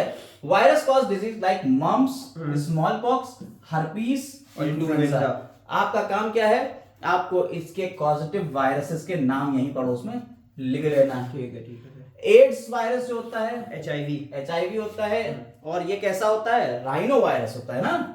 रेट्रो वायरस, राइनो वायरस तो common cold, rhino common cold का है। रेट्रो वायरस है, ठीक है। रेट्रो वायरस का मतलब होता है, बन जाएगा। हाँ, इसके अंदर रिवर्स ट्रांसक्रिप्टेज नाम का एंजाइम मिलता है, और इसमें स्पोक्स मिल रहे हैं, और अंदर कोर मिल रही है, और यहाँ दो आरएनए के सिंगल स्ट्रैंडेड आरएनए के दो स्ट्रैंड मिल रहे हैं, जिसके साथ में लगा हुआ है रिवर्स ट्रांसक्रिप्टेज एंजाइम। और दिस टाइम रेट्रोवायरस बायोटेक्निक में भी यूज होता है। यस, चलो वेक्टर के लिए, एस वेक्टर, सॉरी। आगे बढ़ते हैं।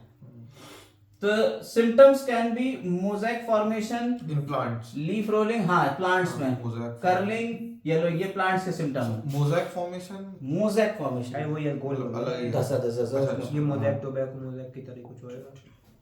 आगे आते हैं। विरॉइड्स, वेन क्लियरिंग, डॉर्फिंग या स्टंटेड ग्रोथ, इस तरीके के सिम्टम्स ये शो कर सकते हैं। विरॉइड्स अब आते हैं विरियोइड्स। सर ये जो सीजेडी करके है, हाँ, इसकी सब पूरी हमारी एनसीईआरटी में ही लिखी गई है फुल फॉर्म, और सीजे यहाँ तो है, इसमें पूरी लिखी हुई हाँ, है। हाँ। नई एनसीईआरटी में आ गई है सीजेडी न्यूमन्स। इस पे एक पुरानी वाली वाईक्यू कर रहा था, तो उसमें उसने बोला था कि अच्छा। सीजेडी करके है, उसका फुल फॉर्म नहीं है। विरियोइड्स की बात करी जाए तो टीओ डाइनर साहब जो है, टीओ डाइनर, इन्होंने इसकी डिस्कवरी है करी वो है एक क्रूज जेकॉब 1971 कर दिया है। एक चीज बताइए बस, क्रूसिफिल्ड जेकॉब। तो टीओ डाइनर ने जो डिस्कवरी की है 1971 में न्यू इन्फेक्शियस एजेंट की, जो स्मॉलर देन वायरस है, ये potato spindle tuber disease cause करता है। कौन सी डिजीज? पोटैटो स्पिंडल ट्यूबर, ठीक है। और ये आरएनए है, फ्री आरएनए, डीएनए नहीं, आरएनए, ठीक है। और इसमें कोई प्रोटीन कोड नहीं है। और साथ साथ ये देखिए, the RNA of viroid was low molecular weight, ये भी पीवाईक्यू है आपका। ये लो मॉलिक्यूलर वेट होता है, हाई मॉलिक्यूलर वेट नहीं होता है, ठीक है। हमारा क्वेश्चन पीवाईक्यू है ये। तो अब बात आती है कि अगर आपका वायरस है, ये वायरस हो गया, ठीक है, ये वायरस हो गया, यस सर। इस वायरस के अंदर ये, तो वायरस का अगर प्रोटीन कोट है, वो इन्फेक्शियस है तो उसे प्रियॉन्स कह दिया, आरएनए है तो इसे विरियोइड्स कह दिया, पूरा हो गया तो इसे वायरस कह दिया। समझ में आ गई बात? एक सेकंड रुकिए बस। अगर सिर्फ आरएनए इन्फेक्शियस है तो इसे विरियोइड कह दिया, प्रोटीन इन्फेक्शियस है तो प्रियॉन कह दिया, अगर पूरा है तो इसे वायरस कह दिया। नहीं समझे बात? ठीक है। प्रियॉन क्या हो गया? The modern medicine infectious neurological. देखिए अब ये कौन सी डिजीज करेगा? ये न्यूरोलॉजिकल डिजीज कॉज कर रहा है। ये किसको कॉज कर रहा है? ये न्यूरोलॉजिकल डिजीज कॉज कर रहा है, ठीक है बेटा। हाँ, तो ये हो गया आपका न्यूरोलॉजिकल डिजीज कॉज कर रहा है। कौन? ट्रांसमिटेड बाय अगेंस्ट consisting of abnormally folded protein, abnormally folded protein. The agent was similar in size to virus. साइज में क्या है, वायरस के जैसा ही है, जबकि ये आरएनए नॉर्मल, इसका मॉलिक्यूलर वेट कम होता है, छोटा होता है, ठीक है। These agents are called prions. The most notable disease caused by prions are bovine spongiform encephalopathy, BSE, BSE sensex, commonly called mad cow Bombay stock exchange. अच्छा, दिमाग खराब कर देती है। अरे बॉम्बे स्टॉक एक्सचेंज आपको पता अच्छा, है ना? तो commonly called mad cow disease in cattle and it's analogous variant, दूसरा एनालॉगस वेरिएंट है CJD, क्या है, क्रूल्स जेकोव डिजीज इन ह्यूमंस, ये ह्यूमन में है और वो कैटल में है, ठीक है। BSE कहाँ है, कैटल्स में है। आप BSE ऐसे याद कर सकते हो, BSE क्या है, बॉम्बे स्टॉक एक्सचेंज, आपको बुल बना हुआ दिखता है, बुल क्या है, कैटल, तो वो BSE किस में हो गई, कैटल में हो गई। और CJD किस में हो गई, ह्यूमंस में हो गई, ठीक। लाइकेंस के बारे में आपको पता ही है, लाइकेंस क्या होते हैं, symbiotic relationship between fungus and plants. अच्छा, फंगी एंड प्लांट, ठीक है, वो भी प्लांट में एल्गी और फंगस के बीच में होता है। तो एल्गी की स्टडी को क्या कहते हैं, फाइकोबायोलॉजी। अच्छा, वो फाइकोलॉजी एल्गी की स्टडी, फंगस की स्टडी माइकोलॉजी, ठीक है। तो फंगस की माइकोलॉजी, ठीक। तो फंगस की स्टडी होगी माइकोलॉजी। तो फंगस के जो एजेंट है उन्हें कह दिया माइकोबायोन्ट, एल्गल के जो एजेंट है उन्हें कह दिया माइकोबायोन्ट, फाइको और माइकोबायोन्ट, ठीक। तो जो एल्गल कंपोनेंट हो गया उसे फाइकोबायोन्ट और फंगस का कंपोनेंट माइकोबायोन्ट। माइकोलॉजी फंगस की स्टडी, माइकोलॉजी एल्गी की स्टडी, फाइकोलॉजी PHY फाइकोलॉजी, ठीक है। यस सर, ठीक। और फाइकोलॉजी माइकोलॉजी अलग है और इसमें फाइकोबायोन्ट माइकोबायोन्ट का ही उल्टे उल्टे हैं। क्यों, फंगल कंपोनेंट माइकोबायोन्ट, माइको मतलब हो गया एल्गी फंगस, माइकोलॉजी, हाँ, और फाइकोबायोन्ट मतलब हो गया एल्गी माइकोलॉजी, ठीक है, एल्गल कंपोनेंट फाइकोबायोन्ट, समझ में नहीं आया, ठीक है। हाँ, ये ऑटोट्रॉपिक हेटेरोट्रॉपिक दोनों हो गए, एल्गी स्टडी ऑफ एल्गी माइकोबायोन्ट की भाई यार। किसने लिखा है, study of algae is called phycology, study of fungi mycology, हाँ, स्टडी ऑफ फंगस माइकोलॉजी, ठीक है।